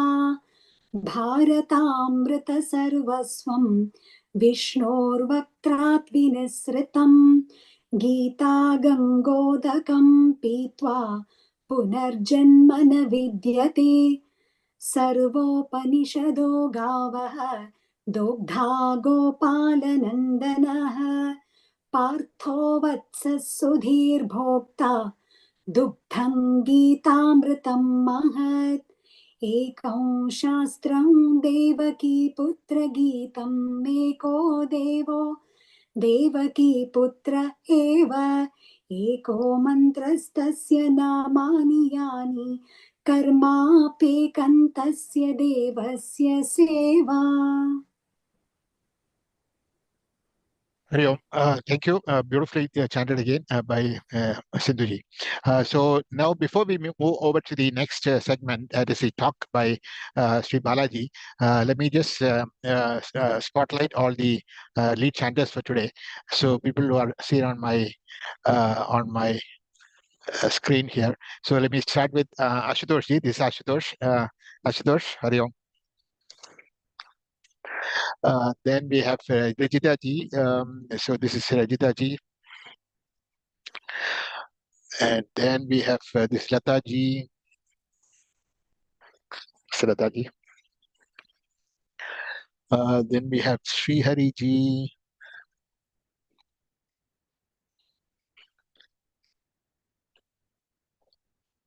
And Sindhu ji. Sindhu ji, thank you. I think I'm not able to see Veena ji, so I think she's maybe temporarily might have gone out. Okay, so now let me get back to the screen here. So next segment we have is the talk for the session. So Sri Balaji will he has spoken to us even last year and the year before last, the previous years also. So he will be telling us about the portions which are covered in this session, basically chapters 8, 9, and 10. So over to Balaji. Jai Shri Krishna, thank you. How much time do you have? That's my first question. We have time to about 40 minutes, definitely. Yeah. 40 minutes we have? Okay. Yeah, 35 minutes. Let's say 35 minutes. Yeah. 35 minutes. Okay. I'll try 30 minutes because there are 3 chapters. So quite a lot. Yeah, I know. It's a wide topic. Yeah, it's a lot of topics. But let me see. So, will you be enabling a video, Balaji? Yeah, I will do it now. Yeah, because I will spotlight you. That's what I was trying to avoid. Okay, because I have so many papers littered all over the place. I didn't prepare any slides. So I just going to do it to talk. So, but anyway, first, thank you for the opportunity. I'll start with the prayer to Guru. Guru Brahma, Guru Vishnu, Guru Deva Maheshwara, Guru Sakshat Parabrahma Tasmai Shri Guru Namaha. Pranams to the Lord and our Guruji and Guru Mata. Pranams to all of you, Devis and Mahatmas. I should thank Srinivasanji for giving me this chant, because Lord Krishna always says in Gita that those who spread this message is most dear to me. So I'm trying. Can you just lower your video a little bit down, because your face is not visible fully? Perfect. Now it's perfect. Yeah, now it's perfect. Okay, so I'll start now. Chapter 8. So I'll try and do about 30 minutes. It's not going to be equal distribution of time, because chapter 10 is more on vibhutis, lots of names. We can go back and do our own reading. But the important points I'll just touch upon. So Akshara Brahma Yoga, which is chapter 8, or the imperishable Brahman, Akshara being imperishable. So the main thing is it starts off with, because Lord Krishna in the previous chapter 7, he had talked about that my bhakta, my jnani knows all these things, and he knows Brahman and comes close to me. So Arjuna is very curious, and he's asking, what is that? What do you mean by Brahman, Adhyatma, all these terms, Adibhuta, Adideva, and Karma? So most important for us there is the word karma, because again, the Lord in verse 3 talks about what this karma is, because he says this is responsible for the visarga. And Sanatana Dharma very clearly talks about the law of karma, where beings who are manifest become unmanifest, and there's some waiting period, and they become manifest again. Of course, this waiting period, we don't know what it is, all dictated by the law. So again and again, it repeats. In various scriptures, we can see this coming up again and again. And science cannot prove this, though they have done a lot of studies in reincarnation and other things. But for us to remember is that there is a law, it works, and it works without any failure. So we cannot try to cheat it by any way. And the Lord says that it is your being here, your becoming manifested is nothing but because of this law of karma. And we know about Sanchita karma, Agami karma, Prarabdha karma, and all those things. But most important is this: if you want to avoid that becoming manifest again, being born again, you just think of me and you will come to me. And verses 5, 6, and 7, he says that whoever departs from leaving the body and departs from this earth, but thinking of me at the time of death, attains my state. And he makes a very unequivocal statement that there is no doubt about it. Definitely it is going to happen. No sanchaya about it, he says. Then the next two verses, again, he talks about the same thing, because this is one of the questions, the seventh question that came about when Arjuna asked these things. So the question to us is then, how do we think about Lord at the time of death, so that that can be one way to go to him and avoid this punarati janana puranati marana cycle that we want to avoid. So we would think that perhaps end of the, we know that we are going to die, which itself is a very impossible thing. And then we'll think of Lord and we'll automatically go. But it doesn't happen that way. We have heard stories of Ajamila and other things in Bhagavatam. We say, okay, it happened to him. Why can't it happen to me? He was such a big sinner. And he just called out his son Narayana, and immediately the Dutas of Vishnu came and thwarted Lord Yama's messengers. So that's a question that comes about. But very clearly we know that it's not, unless it is something which is deep within us and it spontaneously happens, it's not going to happen. So there is a story of a businessman, and many of you probably are familiar with it, who reads the story and says, let me make my best attempt to make sure that at the time of death, I call out Lord's name. And he knew that he will always call his sons and ask him to be near him. And so he named all his sons with the names of the Lord. And at the time of the death, he's all are gathered, and he calls them one by one, and then they all gathered here. He's very happy because he has chanted their name. So in a way, he has chanted the Lord's names. And then suddenly it's thought strikes him, hey, all of you are here. Who's minding the shop? And then he dies. So when he dies, even though he made his best attempt to think of his sons by giving them the Lord's name, all he could think of was the shop, the commerce, the loss that will happen, somebody will come and steal.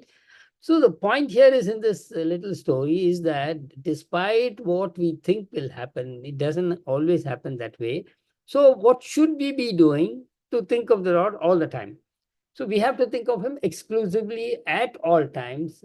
Swami Paramarthananda called this the Tambura Stuti, at the back of the mind. It's constantly going on. And many of my friends have done like things like password being some name of the Lord, then screensavers being a Lord's picture, having the picture of the Lord everywhere in the house. Many such things which will help us to reinforce and remember, so that it becomes a spontaneous thing and not something that is forced, because it is us, that is what we are. So that's one point about thinking of the Lord at all times, what all actions can we take, so that whenever it happens, we are always thinking of this and we go to the Lord. The second section, the theme that you can talk about, is a yogi meditating and deliberately meditating and taking his life and going to the Lord. And we have heard about Swami Vivekananda, who had decided that this my time has come, and who told all his disciples and went to the room, just sat down, started meditating, and that's it. And then his prana just left him. But somewhere in this, in 8.9, he brings in the importance, on 8.10, he brings in the importance of bhakti. So the contemplation that one does, and with all the things that the chapter 6 talks about as being doing the disciplines necessary for dhyana, one definitely needs to think of the Lord. One could think of Om being a representative of Brahman, but constantly this is what is needed. So again, one more way he says is by meditating upon him and making it a routine to you, so that it becomes an indelible part of you. And there he gives some instructions as to how you can close all your senses and all that, something which Kriya Yogis do very well. But most important is that you go through this practice, you do the abhyasa, so that it becomes a routine for you. And then this is one way where you can think of the Lord. And using Kriya Yoga, rising, using the Kundalini, rising, making it go up to the Sahasra chakra, you can do many things. Then he talks about one more thing, is one way of getting close to the Lord is by detaching ourselves from samsara. So he wants to tell us that everything in this samsara is temporary. It's temporary, and the 8.15 he says that they are this particular samsara is dukkhalaya and ashvasatam. It's an abode of sorrow. And Swami Paramarthananda has given an acronym called DAB, which can also write it as bad, where he says anything that you see in samsara is D stands for dukkha mishra. It is entwined with sorrow, because if you want it, you make a lot of attempts to get it. If you keep it, you have to make a lot of attempts to maintain it. And if you lose it, again, dukkha will come. Then it is apurnatvam. Those who are familiar with law of diminishing marginal utilities, and those our own experience as children, we know that something seems very appealing to us. It happens to me all the time. I crave for a book. I think this is the best one. But after reading it for 1 or 2 days, then something else catches my attention. So it is always apurnatvam. It never makes us fulfilled in a way. And bandhanam, because the more you do, the more desires come up, and the more the desires come up, it binds us to the world. So the Lord is giving us a warning that get away from all these things, have that vairagya, understand what is important, then it'll be easier to come to me. Because if you have a powerful no to something else, then it's easier say to a powerful yes to something else. And that yes should be the Lord, which he, way back in chapter 2, 2.58, he says that you let 2.59, he says, you let go of something, the taste will still linger. But you replace it with the taste of something that is very supreme, then the taste will automatically fall away. You won't think of that. So he talks about that, then he talks about a little bit about even Brahmaji, the Brahma Loka that we think is so eternal, also has got a life. And there is some astronomical calculations which is done to show us how temporary, with quote unquote, temporary even that is. And there are some billions of years and other things which has come. All the people who are used to the scientific way will challenge it, but we have to accept what our Rishi Muni says, because one by one, science is now discovering that what is being said is actually true. like Swami Sarvapriyananda always quotes the hard problem of consciousness, because now they are stumbling across what is this consciousness, and so far they have not been able to find out. So in a way, he says that everything is temporary, different stages. Moth's life can be just a few hours versus Brahmaloka, Brahmaji's life, which goes into many yugas. So he gives us the calculations for that, and that is given in all Puranas. But important thing for us to notice that nothing is really permanent other than tying up this permanent relationship with God, which is what our scriptures have always been emphasizing. And that's why chapter 7 to 12 is all about bhakti. Having talked to Arjuna about Karma Yoga, about Jnana Yoga in chapter 2, Karma Yoga in chapters 4, 5, and leading to Dhyana Yoga, contemplation in chapter 6. From 7, he changes the track and says, let me tell you something about this God. And there he talks about interaction in chapter 7, and now he continues further.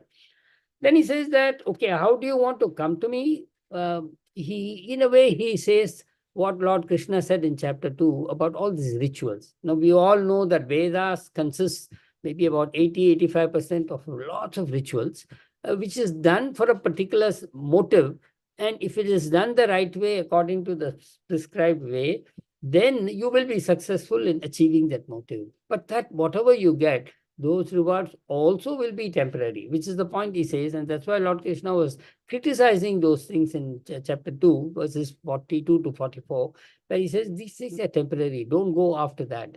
It is okay to make a beginning with that because it gives you some kind of discipline, but move out of that, move to higher things, which is where the Vedas are organized in such a way. From there, karmas, it leads to upasanas, and then finally maybe 5% on the Upanishads, where the pure Jnana Yoga is being taught about.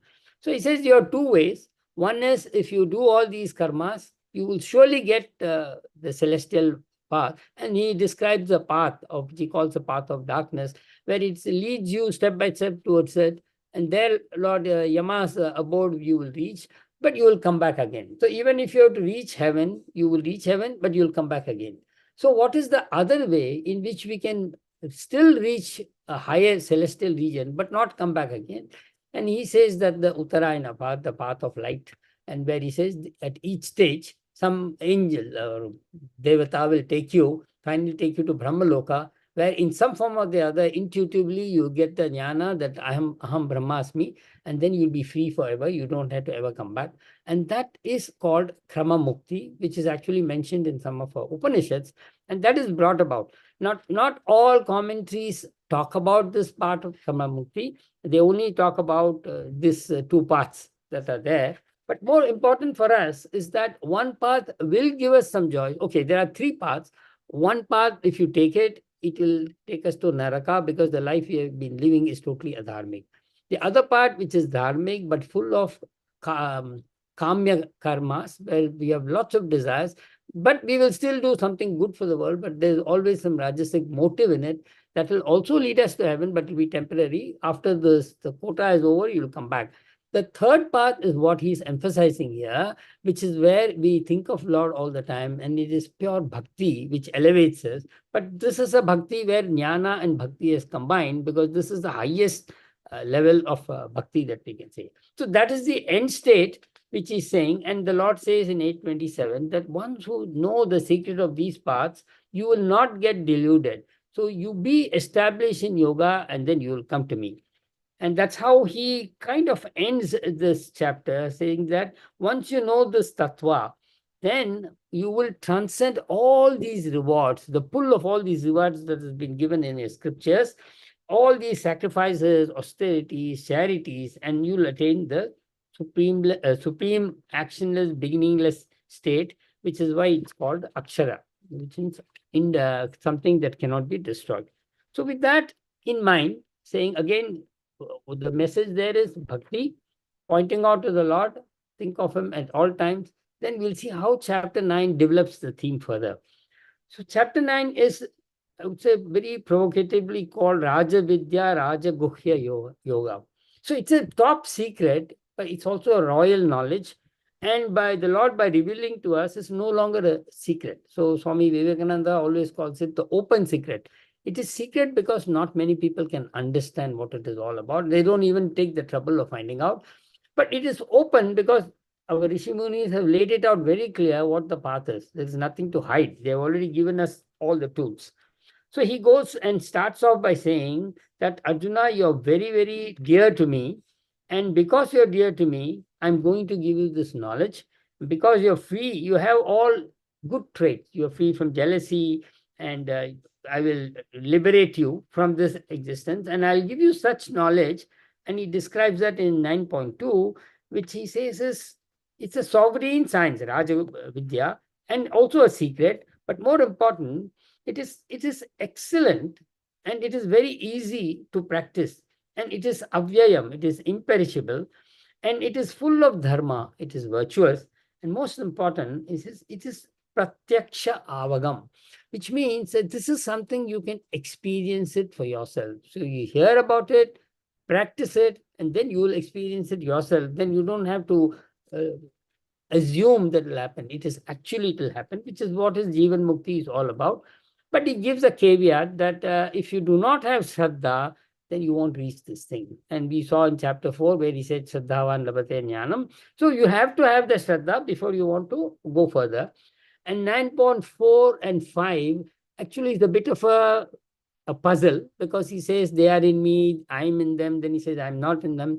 The simple point to remember here is that Vedanta talks about, especially the Advaita Vedanta talks about, that the world is mithya and only Satya is the Lord, which is Brahman. And what you see as the world is nothing but a projection. How do we see it? They always use the example of the snake and rope, but there is a wonderful example which you can use, Swami Sarvapriyananda's example. And he has given this story in one of his talks, where he talks about a goldsmith and his son. And the goldsmith wants some more gold for some work to be done. And he's asking his son, go back to our store and get me some gold. So the son goes there and he looks for it. What does he see? He sees ornaments, bangles, all sorts of ornaments which are made out of gold. And he comes back and tells his dad, I can't find any gold, so I didn't bring anything. So the father is very puzzled. One, he's shocked. Maybe somebody has robbed it, but he knows it was there and he has seen it. So he says, okay, come with me, show me why it is not there.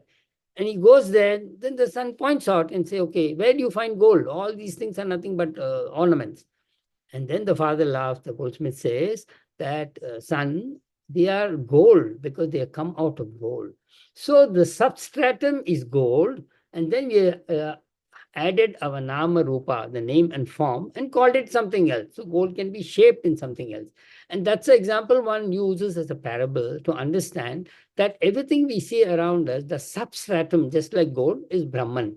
And whatever else we see, it's a projection. And even modern science today kind of confirms it, because they say that each one sees the world through their own eyes. These are called mental models. So the world I see, the object I see, the characteristics I see will be different from the characteristics you see, because we add our own nama, rupa, and vastu, what is characteristics, the functions of that, and then we call it this object, but others call it another way. So they are not really satya in the sense that they are temporary, which we saw in previous chapter. So they are not going to be there forever. And second thing is, they are not essentially, they can be different according to the way you perceive, because they are just projections of nama rupa. And that's basically what the Lord says in verses 4 and 5. Ending with 6, he says, I'm like the sky. I mean, everything is here, but like the air which moves everywhere, I'm also there, and nothing is going to affect me. I'm not going to be affected by all of them. Then he continues further, and this chapter is very wonderful because it's the essence of everything. And very rightly, it is placed in the middle. It's 9 out of 18. So as a continuation, he says that these actions do not bind me. So I am akarta, abhokta, and which is again our goal, because when we look at chapter 5, Karma Sannyasa Yoga, he's talking and teaching us how to be a karma yogi, but at the same time, how not to become an agent, but by becoming a nimitta, which is further described in chapter 11. But you be an agent, like Shivaji Maharaj, when he attained the jnana from his guru, Samartha Ramdas, he said, I have attained everything I want, I will just go and take sannyas and do what I need to do. So he says, who's going to manage the kingdom? He says, that's not my problem. So I'm giving it to you.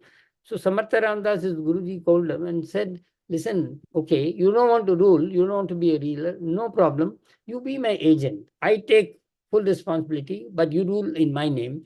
And that relieved him totally of everything, because now everything is there. It's like Guru Arpana, Krishna Arpana Mastu. So he takes it. Whatever comes, he says, it's not my doing. I do my job. And that's what it is. So that's what Lord is urging us to remain as a Akarta and a Bhokta. Then he's giving us the two profiles of a non-Bhakta and a Bhakta.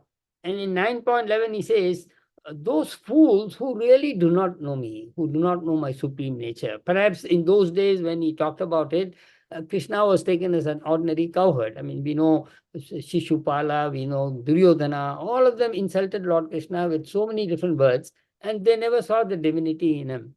So maybe that was the reason why it prompted him to say that. But he says most people don't know. And we also don't know. We really don't know. Our ideas of God are very, very different. He says they think I've assumed a human form, but they are actually in moha. They are totally deluded, and they have all kinds of vain actions, and they actually come up with a very asuric nature, which again is dealt with in chapter 16 when he talks about the traits of Daiva and Asuric people. And there he develops it further, because there are many, many slokas that talks about it. But contrast that with the Bhaktas, the true Bhaktas. He says these Bhaktas, they are Mahatman. And he says that they have one pointed mind. They always think of me.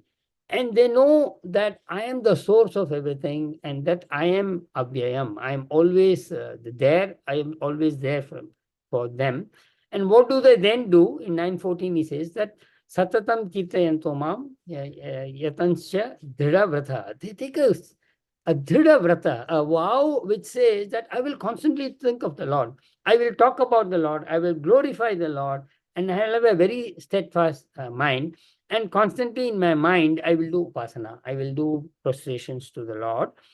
And then in 15, it says that the glory of our Sanatana Dharma, which says that you can do this by various means. We know that there are different paths. Our Rig Veda says, Ekam Sat Pipra Bahuta Vadanti.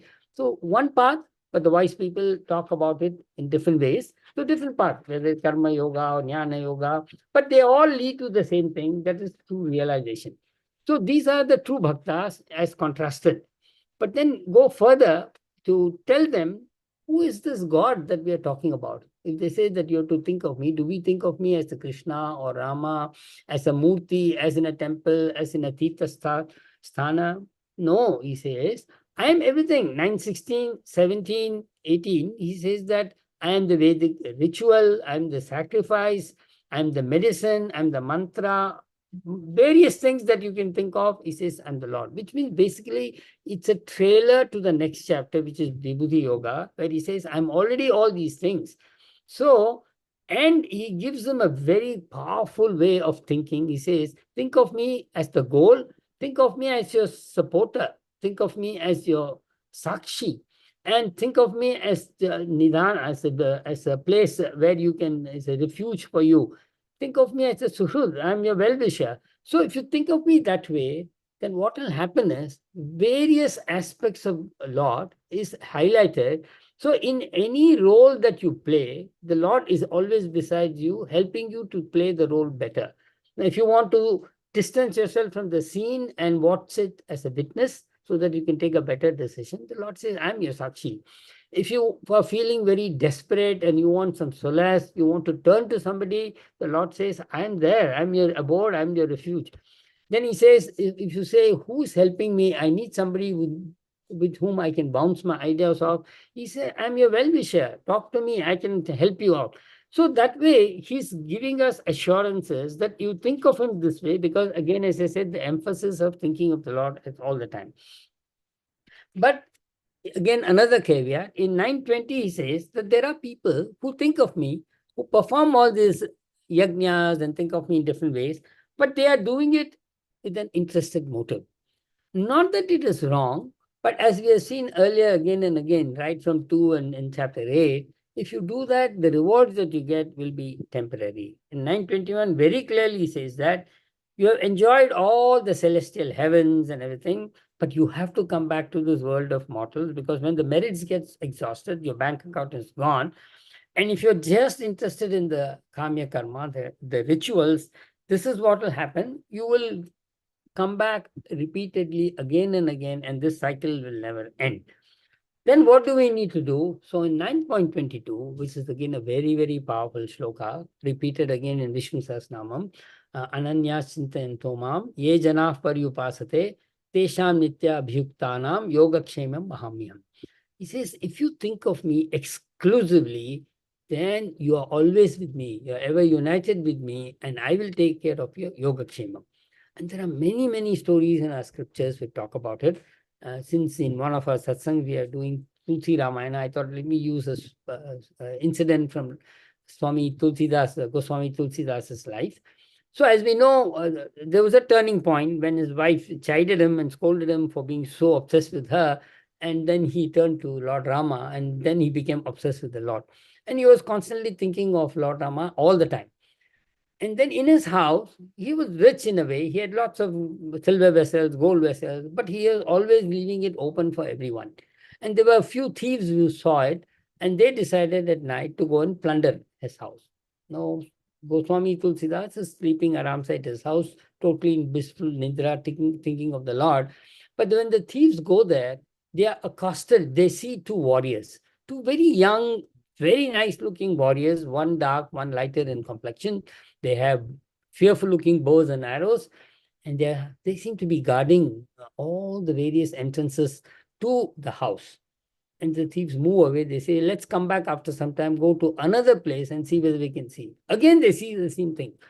So this way, the whole night is gone. It is morning. And then Goswami Tulsidas ji wakes up, and then he sees these thieves huddled there. And he says, what is wrong? What are you? What do you want? Then they say, you have very able bodyguards. So Tulsidas says, I don't have anything. My house is open for everyone. They say, no, we saw these two very young looking warriors who were guarding your house. So Tulsidas ji knows, okay, who are there? So he says, sure. And then they are not able to show because the morning is there. But then he knows in his mind that he says, oh Rama, how great are you? You've got millions and millions of things to do, that you leave everything and then come and just guard me. But being what he is, a bhakta and very kind of generous at heart, he calls the thieves and comes, take what you want. Why do you have to thief? Just come and ask me. And they have a change of heart, and they also become bhaktas. So the narration, and there are many other stories, is that if you just leave everything to the Lord and think of ourselves as a nimitta, as an instrument, then he will take care of it. And personally, I've experienced it many a times. Not that all the time they're able to think of it, but in times of stress, when we have this thought and change our attitude and say, why am I so worked up? Can I just think of thought and say, I'm doing your work, I'm offering it to you as Krishna Arpanamastu. You just help me and guide me, and I'll just go along, and things work better, because that ego of ours has been eradicated, and instead we get the direction which we saw in the previous verse. The Lord is always within us as an antaryami, guiding us at all times. Then, so that is the famous 9.22, where he says, Yogakshemam Mahamyam. Then he says that whatever you're doing, it will always come to me. So that Krishna Arpanamastu, though you say that, if you think of me in some form or the other, you don't have to go and make it a formal thing. Just think of me and offer it to me, it will come to me. Because everything goes to him. I mean, Sandhya Vandanam, we have this mantra which says, Akashat patitam toyam yatha gacchati sagaram. So everything that we do, like water falling from the heavens, comes and it goes toward the ocean. Similarly, our prayers, which are addressed to all the devas, will go to him. So just think of me all the time and it will come to me. But you don't have to do anything fancy. So in 926, again very famous, Patram Pushpam Phalam Toyam, he says just simple things is enough. You don't have to go through something very grandiose and say this is what you want to do. Many stories about this, but there's one story that yesterday I was reading, just flipping through a book, it just came up. And this is about Lord Krishna becoming the Duta and going to the court of the Duryodhana and Dhritarashtra to as a messenger of peace. And he says, give back what is rightfully theirs, then we'll stop this whole thing, we'll stop. No need for having all these hostilities. And there he goes, and Duryodhana has done such fancy, lavish entertainment, and he's inviting him to stay. But where does he go? He goes to Vidura's little hut, little place of Vidura. And Vidura is so overjoyed, he and his wife, that the sight is bewitching. And they offer him bananas, and these kelas, they give him the chilka, the peel, and they start throwing away the fruit. And the Lord is happily eating. And only later he realizes, and he's so horrified. So again, to emphasize the point, anything you give with devotion and bhakti, the Lord will accept it. And we have the story of Kannappa Nayanar and how as a hunter he gave various things, but lack of time. So I'll just stick to one story. But the aftermath of this is next morning he goes to Dhritarashtra's court, and Duryodhana is extremely angry with him. And he says, I prepared all these things for you, and how come you're rejecting me? And there's a wonderful dialogue that goes on where Lord Krishna is pointing out that you did it just for show. You did it out of ulterior motive. My true bhakta just did it out of love for me. And that's what I want. I don't want anything else. So again, Sri Krishna Arpanastu. And finally, he says towards the end, he says that I don't hate anybody and nobody's there, but I definitely, if you're a bhakta and you're utterly in devotion, I will stand revealed in front of you, because that's what he's urging, that be a bhakta. And the Sai Baba's famous thing, you take one step towards me, that I will take 10 steps towards you. Gajendra Moksha, where he talks about, till he really went and appealed to Vishnu, he wouldn't come. He was still trapped by the crocodile. Ultimately, he let go of his ego and he appealed to the Lord. And then within a twinkling of an eye, Vishnu was there with the Sudarsana Chakra and the crocodile got snapped away. And there is one version which says that the crocodile asked, you gave him moksha, what about me? You came and killed me. What about my moksha? And the Lord gives him moksha also.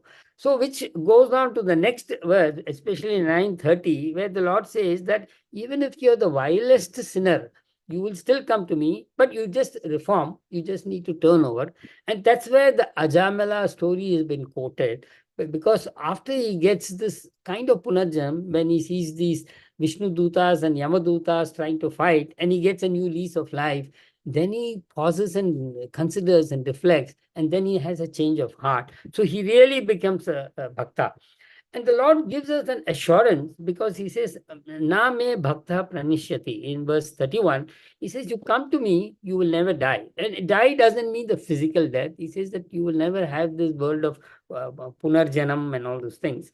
So finally, he says in 9:34, this is the action plan for us. So he says, you fix your mind on me, manmana mad bhava, mad bhakto bhava, mad yagji ma namaskuru. So he says, just fix your mind on me, be devoted to me, and avashyasi, you will just come. If you think of myself as the highest goal, just link yourself to me. And you say is that you will come to me. And that's my assurance. So this chapter ends with this very powerful verse, and the same theme is developed later in chapter 11, very 54, 55. Again, he talks about the same thing, and ends in a culmination in chapter 12, where he talks about the traits of a true bhakta. So then we'll move on to Vibhuti Yoga, which is chapter 10. See, the theme so far has been bhakti, think of me, think of me. But our question will be, how do I think of you? So he gave us some clues in the previous chapter where he says, I am this, I am that. You don't have to really go to a place, go to an altar, go to a Tirtha Sthana, or go to a mandir. Do all those things. They are good. But doesn't mean that you have to only do this. I am always with you, provided you are able to think of me. So here again, he's saying that I'll give you one more thing, that how when you see the samsara before you, you can still see me in the samsara. Remember in chapter 9, we talked about the samsara being nothing but a projection, nama rupa. The substratum is nothing but Bhagwan. So if you're able to see through the samsara, the objects we see, and see Bhagwan there, then truly we'll be thinking of him at all times. And again, he says that I'm telling this to you. Why? Because you're so priyamanaya, because you're so loving. And I'm we are forever together in this bond of bhakti. So the clue to us is if we also have the same kind of love towards the Lord, so he will also reveal to us. I mean, the Gita is nothing but he telling us in person, in a way. So think of him talking to us. And in 10.3, he says that he knows me in reality, then he's purged of all sins. And our Upanishad says, like Brahmavid apnoti Brahma. So if you know who really this principle of Brahma is, and then naturally you will go to him. And that's the point that our scriptures say all the time, because the Brahman, Bhagwan is beyond all our senses. So we can only intuit him, and experience itself is not the right word. Aparoksha anubhuti is what it is talked about. But to do that, we have to banish our ego. And this chapter shows us, because the Lord is in everything, what we think of ours is nothing but the Lord. So what we get, because he's the Vibhuti who's there manifested in everything which we think is ours. Again, he has one more attempt as telling us, how do my bhaktas behave? So in 10.9, he says that mat chitta madgata pranaha bodayantaha parasparam. So they think of me with their minds fixed on me. Their lives have been surrendered to me. Kathayantascha mam nityam. They always talk about me. And tushyanta cha ramantachi. So they talk about me, they revel in me. Wherever they gather, they talk about me. They speak with me, they speak to me. And my devotees remain content and take delight in me. And which is why Lord Rama is extolled so much, because the very name Rama means reveling in the Lord. So that is the way he gives us, that this is the way we need to behave. And what will happen if you do that? In 10.10 and 10.11, very powerful assurance, he says that if you think of me at all times, then dadami buddhi yogam me. So I will give you the buddhi yoga. I will give you that knowledge. And what is that kind of knowledge? In 10.11, he says that this is the kind of knowledge which will jnana deepam hasvata. That light of knowledge, that lamp of knowledge will dispel all ignorance. It will get rid of all the ignorance, because I am giving you that. So some people, this constant confusion between jnana, bhakti, and you say, oh, we have to let go of all these things and just read the Upanishads and go to jnana. But he says, no, you come to me, I will give you the knowledge. Ultimately, what do you want? You want realization of God, self-realization, and I will give you the knowledge. You just come to me. But doesn't mean we should not read the scriptures which talk about jnana. So how do you blend bhakti and jnana is actually the case. And Yoga Vasishta talks about our spiritual journey is like a bird. So we are going towards a spiritual goal. One wing is bhakti, one wing is jnana, and the tail is karma. And when we do upasana with the bhakti motive, then it is dhyana, where we meditate on saguna part of the Brahman. And when we do upasana or Vedantic contemplation as a jnana, then we do self-inquiry, which is nothing but nididhyasana. So very clearly, all four yogas can be used together, and they complement each other. And this is the assurance he's giving us. So let's move towards that, he says. And then he says that Arjuna now is very curious. He says, I want to know you in your full glory. Again, a very simple parable which says there is a mother who takes the kid to the shopkeeper who is selling chocolates. And the mother says, take what you want. But the kid refuses to take. And the mother is very surprised. He says, all along you have been pestering me that I want the chocolate. Now I brought you to the shop. I've opened up everything and you take it. Why don't you take it? Then he says, let the shopkeeper give me. Because if I take, my hand will be very small. If the shopkeeper, who's an adult, gives me, the hand will be big. So I'll get much more chocolates. But the tale is, Arjuna says, if I think of you, my memory will be limited. I can only think of you in a limited way. Whereas if you tell me, you can tell me a lot more things about. And I will just revel hearing about you. And I want to definitely hear from your own mouth. So the Lord reluctantly says, why do you want to know me? But since you're asking and you are my bhakta, I'm going to tell you, because he says, I will just tell you what is conspicuous. In 10.19, he says, I will tell you some things which I feel are very important for you to know, but because there is no end to, there is no limit to my magnitude, there is no limit to my divinity and vibhutis. And he starts off with a very powerful statement. In 10.20, he says that Aham Atma Gurakesha Sarva Bhuta Shaya Stitha. So I am the Atma in you, and I'm situated, located in your heart, not the physical heart, but the figurative heart, which a scripture says, which is deep within us, the guha, they say, that's within us. And this comes up again and again. Even in the previous chapters, we saw that you think of the Lord and you allow him to manifest in your heart. And this brings me to a credo which Swami Vivekananda came up when he brought the monks together and started the Ramakrishna mission. He says, your mission in life is one, is to work, do all the sadhanas necessary to realize the Bhagwan within you, to manifest the divinity within you. Secondly, translate this manifest into your thought, word, and deed, so that all the actions that you take, whether by speech or action by thought, is a manifestation of this divinity that is within you. And thirdly, use these actions to uplift society. And that really is the credo or the mission of the Ramakrishna mission, which means that our duty, our goal in life should be to manifest the Lord within us. And by manifestation, which is what Aham Brahmasmi is, by this manifestation, we will then color everything we do, because it will be what they call arjavam. The thought, word, and deed will all be in total alignment, and it will nothing be a spontaneous expression of the Lord. On a humorous note, they say rasagulla. It's so well marinated in sweet sugary syrup that whatever way you squeeze, nothing but sugary syrup will come. Similarly, you become such a bhakta of the Lord and manifest the Lord within you that whatever you do will always be an expression of his divinity.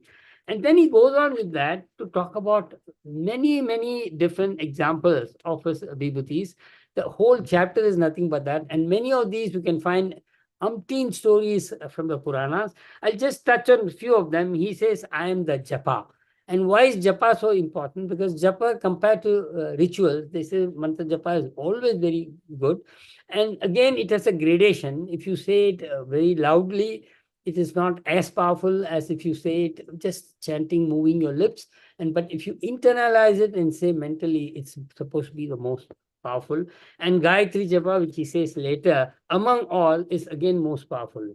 Then in 1029, he says, I'm Yama. And you'll be curious, why should the Lord be Yama? Yama is regarded as this dark, terrible thing, god of death. But again, our scriptures tell us this Yama that we think of, if we think of him that way, it's because our mind, our hearts, our deeds are colored with that look. So we look at him with this ferocity.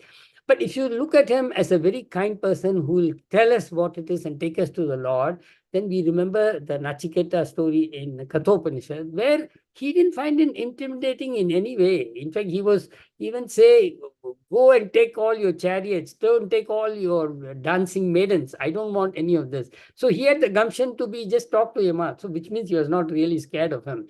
So this is what Yama is. And also Yama, Yama Dharma Raja, as we say, Yudhishthira, Vidura, they're all essence of Dharma. So Yama is known for being fair to all. So that is one trait of it that we should then imbibe and say, if you want to be Yama, what is it? Then we'll be very dharmic in everything we do. And then he says in 1033, among the letters, I'm the letter A, which is there in all languages, A. And A becomes very important. And that's why all these aksharas, letters strung together, is called akshara. And Sanskrit akshara says that akshara means the previous 8th chapter we saw, imperishable.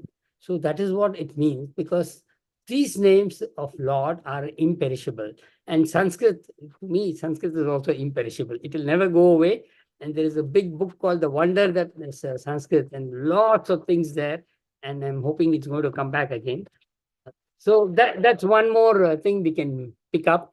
And then he says in 1036, I am the glory of the glorious, I am the victory of the victorious. Just to remind us that if you are victorious in something, if people extol you, glorify you, remember it is Bhagwan working through you. Don't go and flatter your ego and have a soul and head. This is me, and just give that credit. And that's why again and again he says, you be my agent, be my nimitta, and just work in it. Then in 1039, he says that I am the seed of everything that is there. I am your Pita, I am your Mata, I am your Pitamaha, I am everything, because everything has come from Brahman, which again we saw in chapter 9, the substratum. So in 10:40 now he pauses for breath and says, enough, I've talked enough. He says, which is what I'm going to do soon. He says, there is no limit to my divine manifestation. How much can I tell you? Just remember that in 10:41 he says, and this is very important to us, that anything that you see which is brilliant, which is glorious, just think of me. Just think of me, and this is divinity in front of you. So when we look around, and I remember in 1982, there was a book called 1 Minute Manager, became very, very popular and famous. And one of the things he talked about is good find outer. That means somebody who goes around as a manager, finding the good in others. And he says that is very uplifting. And again, a small parable from a Buddhist thing. So there is a monastery where there are monks, and very, very famous monastery, very famous at a time. But the senior monk, who's the head, is getting old. And people start squabbling among themselves because the monk is not able to enforce any discipline. And it falls into disuse because people think that there's too much toxic air there. Instead of becoming a abode of peace, it becomes very negative. So they quarrel and quarrel and quarrel. So the senior monk goes away, comes back at the end of the day, and he calls all of them together. He says, I went to this venerable so-and-so, who's a very, very senior person, who's like a saint. And he says that he told me that among you, one of you is the Buddha. He's a living Buddha. But he didn't tell me the name. So immediately all the other monks are very curious. Who could it be? Now, when they see Buddha, they want to see divinity.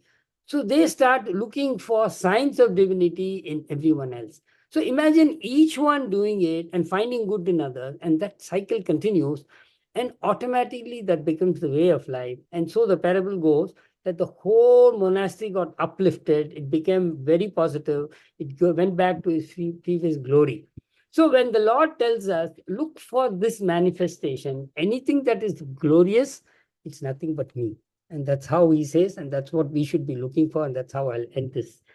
Thank you, Jai Shri Krishna. Again, thanks to Srinivasan Ji for giving me this chance to share. Thank you, Ji. Back to you, Krishna Kumar Ji.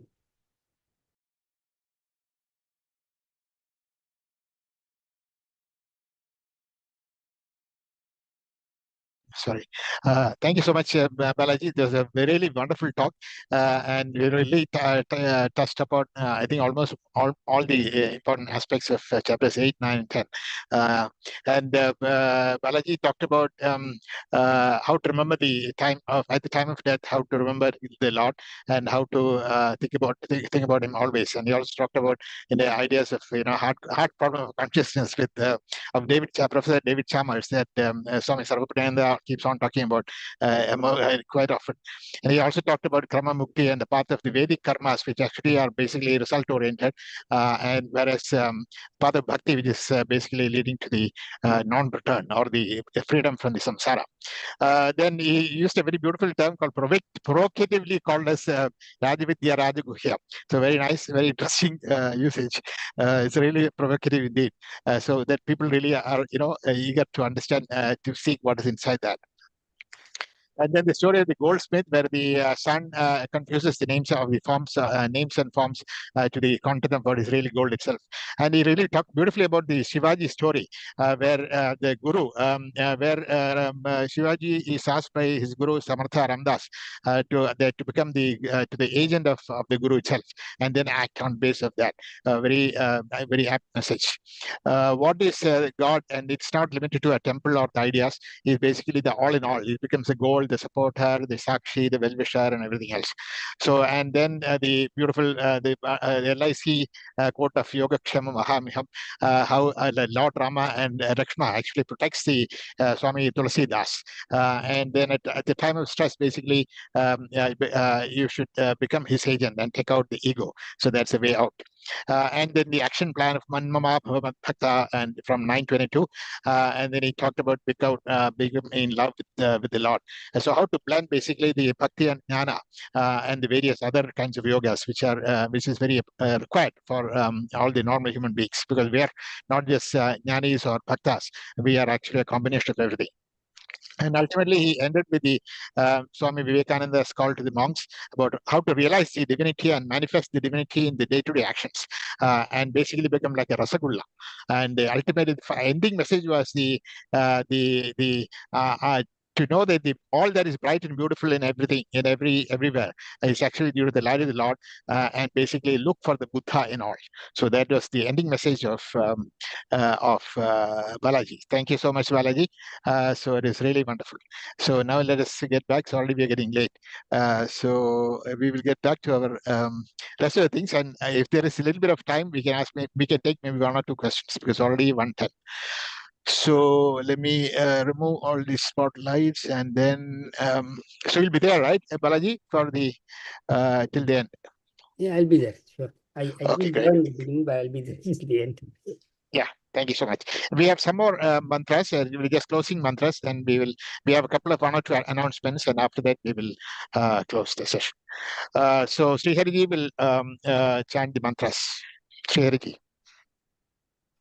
ॐ नमो भगवते वासुदेवाय धन्वन्तरमूर्तये अमृतकलशहस्ताय सर्वामयविनाशनाय त्रैलोक्यनाथाय महाविष्णवे स्वाहा। ॐ अच्युताय नमः।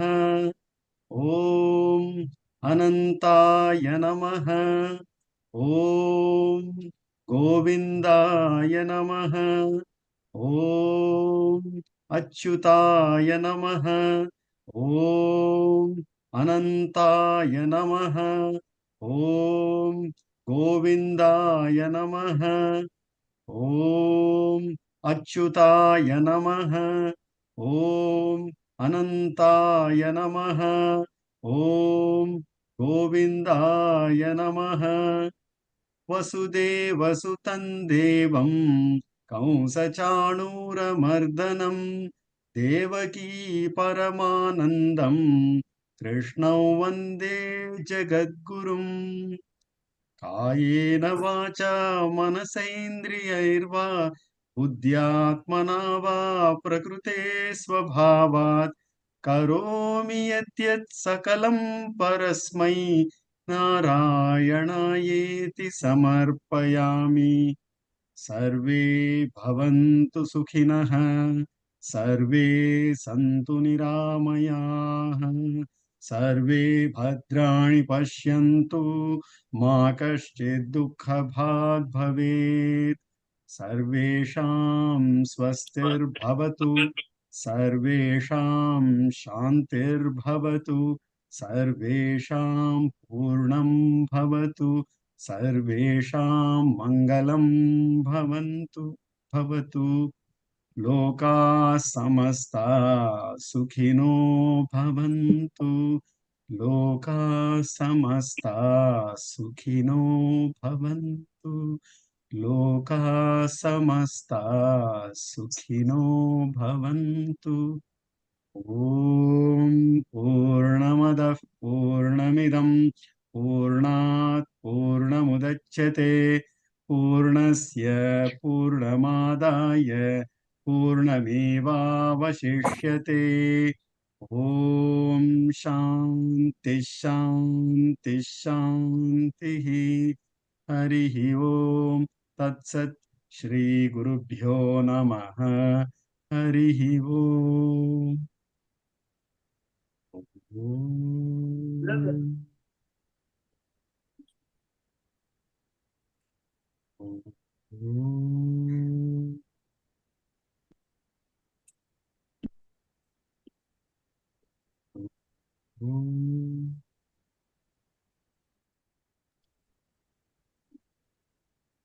Hari Om. Thank you so much, Sri Hariji, for the closing mantras. So we have a couple of announcements. We have art competition for children on the 1st of September at the PGP Hall.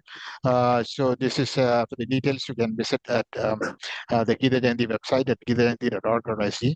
And then after that, on 13th of September, we have the Krishna Manjari, basically celebrating Srimad Bhagavad Gita through performing and visual arts. So the highlight is the bhajan concert by Sangeet Kalanidhi, Dr. S. Saumya, accompanied by Kalaimamani Ember Kannan on violin and Praveen Sparsh. So this is a highlight. We also have some performances, dance performances by local art groups, as well as a visual arts exhibition. So the date is 13th September, Friday, at 6:45 p.m. at PGP Hall. Oh, sorry, it's not ground floor. It's actually on the auditorium. My mistake. So there are basically the tickets include the dinner also. It's just a $10 tickets and VIP a donation ticket of $50. So for details again, you can and also taking the tickets, you can go to gitajayanti.org or see. So the flyer is like this. So we have this is the Dr. Soumya Sangeet Kalanathy, and this is Amber Kannan, and this is Praveen Splash. So please do support and please do come. It's a very rare and opportunity for listening to such a great master. She's a Sangeet Kalanathy Award winner, one of the greatest title that is given to for Carnatic music, for vocalists at least. And that is all the announcement. Srinivasani, you want to make any further announcements? Not exactly, but maybe I can reveal the speaker for the next session. It's covering chapter 11 and 12. So naturally, the speaker is Rajesh Ji, who is a Bhakti exponent. So he'll be giving us his viewpoint through Bhakti on chapter 11 and 12 in the next session. Thank you. Thank you so much. So next session is on 21st of third Saturday of September, 21st. That'll be the session 6. So that's all. See you all there at that time. So I will stop the sharing, and I will actually make it possible for people to unmute yourself. So if you want, you can ask any questions. Maybe we can spend 5-10 minutes if there are any questions to Balaji. He's here. So if there are any questions, please feel free to ask him. We have limitation of time, so. Namaskaram. Yeah, please identify yourself and then ask a question. I'm R.K. Shankar. Well, I've been a great follower of your program. So I just want to know about this, how people reach the Brahmaloka and how they attain this Krama Mukti. Just wanted to get the elaboration from you. Who is eligible to go for the Brahmaloka and how they get the Krama Mukti? From what I can think of, so again, Swami Paramathananda has used this example of those who go to Krama Mukti using gopis, because they are so pure in their love, but they didn't get the jnana that was given because they were just in bhakti. But unless they do the realization, they will not get to be with the Lord. So Swamiji gives this example to say that because of the pure love, they will not be born again, but they will then go through various paths to reach a place where they will get the jnana. Versus somebody who just does kamya karma, they're just rajasic in nature, but they may do some good. Yajna will always result in some good, but the ultimate motive is more selfish. So they will not get Karma Mukti because they will go through the usual way. They may even go to Indra Loka, but they will have to come back again because the merits of the good deeds as per the Vedas will get exhausted. So probably the clue there is that one with pure bhakti, but without having that particular knowledge or jnana that is missing. And because Swami Paramathananda is Advaita, he will always say ultimately without jnana you will not get realization. So you need to go through the path. So that there is a talk by him where he says the same Veda Vyasa says in chapter 4 that without jnanam you will not get realization. But the same Vyasa who's written Bhagavatam says that all these gopis and Uddhava and all that realized it. So that's where he brings in this. So should I understand that bhakti without vijnanam? Should I say that? Without vijnanam as in the application, right? Yeah. So again, the scriptures are too deep, too vast, and I don't think I'm competent enough to give you exact answer. I just remember this particular talk where it illustrates the exact point that you had talked about. Yeah. I have also been following Swami Paramathananda only, and through Mr. Ravi also. So I have met him 2-3 times. So that's I just wanted to have one more time to hear from you. So that's all. The more you read, the more you listen, always the clarity. Yes, very true. Thank you. Thank you. Thank you. Thank you. Thank you. Any other questions by anybody? Can I ask an observation? This is Krishna Kumar. I'm not switching on my video because the internet connection is not very good. No, it's my thank you so much, Balaji ji. It was so beautiful. It's very, very amazing talk that you have given and so clear. So my observation is just, previous chapters say that everything is whatever is happening is actually God's virtues. Like, so how is it that later on, I mean, God says, I am part of this, I'm everything. And then later on it says, like he takes the best. Like, I am the Narasimha, I am the best, so I am the sage that you should be, I'm Narasimha. And if it is Kamadhenu, I'm Kamadhenu. So is it like being egoistic himself? And he tells us, don't be egoistic, right? So it's a very good question, and I think I remember hearing this in some talk by one of the Swamijis. So it's not egoistic. See, if you want to extol and have stutis of the Lord, you definitely would like to think of him in a light which uplifts you. But in the Vibhuti Yoga chapter, he doesn't talk just of that. He also talks of death. He also talks about kama, which is loosely translated can mean even lust. And he talks about being the chaturai. I can't remember the exact verse, but he says, I am the one in gamblers who is very clever. So Yudam chalayadam asmi. Yudam chalayadam asmi. Yudam chalayadam asmi. Yeah. So that's the chal kapat they say in Hindi. So that is the point, that there is a cunningness, and which is also he talks, which again goes to show that this world is world of dvandvas. It has good and bad, and the one who attains that samatvam, they see everything the way it is. They don't have any right or wrong, because to them everything is the same, because they're just doing it without bothering about the outcome, because they're agents, the nimitta of the Lord. So the Lord is not telling, like an ego. The Lord has no ego, right? There is no ego for the Lord. It is just he. And Arjuna is the one who's pestering him. If you notice, if I take that to the next logical say, the Lord is refusing to tell him. Why do you want to know, he's saying. And then Arjuna keeps saying, no, I want to hear from you. And in a way, it is, the Gita is telling us that when you look at all these things, we don't have to confine ourselves to one particular notion that this is what Bhagavan should be. I can give you so many examples, he says, and that's actually the purpose of this whole chapter. And those who are fans of Hindi movies, they should listen to a song, Ye Kaun Chitrakar Hai, old movie, 1967, Poonjo Ban Gai Moti. And where the schoolmaster is taking the children and showing them around the beauties of Prakriti and say, if all this has been done, who is the Chitrakar, the artist who has painted all these things? So that is how I would interpret it. It's not ego, it's actually telling us. Because without telling us, we will not know how to glorify him and extol him. Thank you, Ji. Thank you very much. Can I add something? Actually, please. Actually, in Rudram also, there is a what do you call rik that comes as Stenanam Pataye Namaha, which means Lord says that I am the master of the thieves. So the Swami Dayananda gives the further interpretation on that as to what he is stealing from you.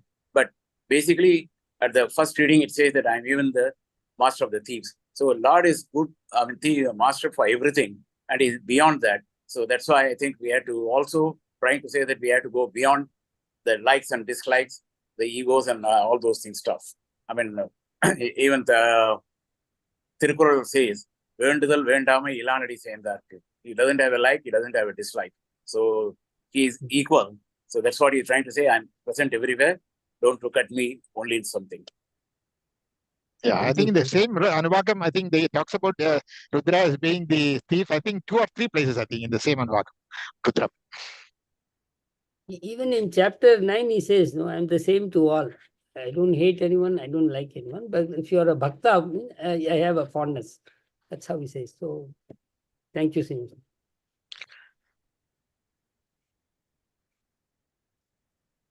Okay, if there are no other questions, can we close the meeting?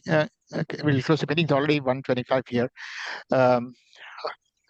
Okay, it looks as if there are no more questions.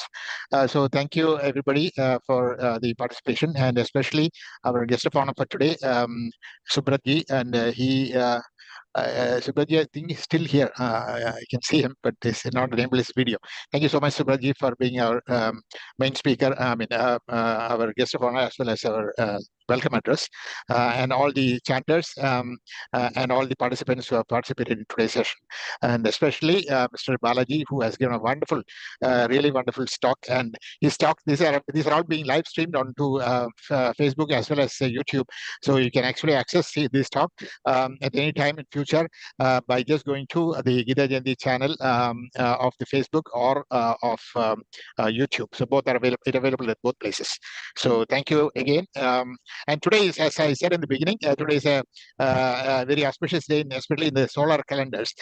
Today is the first day of the month for Tamils as well as Malayalis, and also for Odiyas. I think as Odiyas it was yesterday, and in Malayalis it's very interesting. Today is actually the first of not only the decade, it's also the first day of the century. So it's actually a start day of a new century. And I think we have started it's a 1200. Today the year is 1200 day 1, Chingamasam first. So very interesting day. On such an auspicious day, and today is Dwadashi, and just yesterday was Ekadashi. So very nice day and very auspicious. So we had a wonderful session today. So thank you everybody, and thanks to Lord Krishna for making all this possible. Let me take the opportunity to thank Krishna Kumarji. For those of you who know, he was not feeling very well for the last couple of days, and yet God has he has come to conduct this session very beautifully. Thanks a lot. Thank you. And thanks so much for calling, giving me this chance. I didn't know it was such an auspicious day. I just said, okay. And I actually don't talk. It is my guru who talks to me. I just open my mouth and something comes up. So I have to go back and check what I spoke. Okay. The Malayalam era today is actually the year is 1200 start. Chingavasam first day of the year 1200 in the Malayalam era. So it is a very interesting year. Okay, if nothing else, so we'll close the session for today. So thank you so much, and see you at the next session. Jai Shri Krishna. Jai Shri Krishna. Hari Om. Hari Om.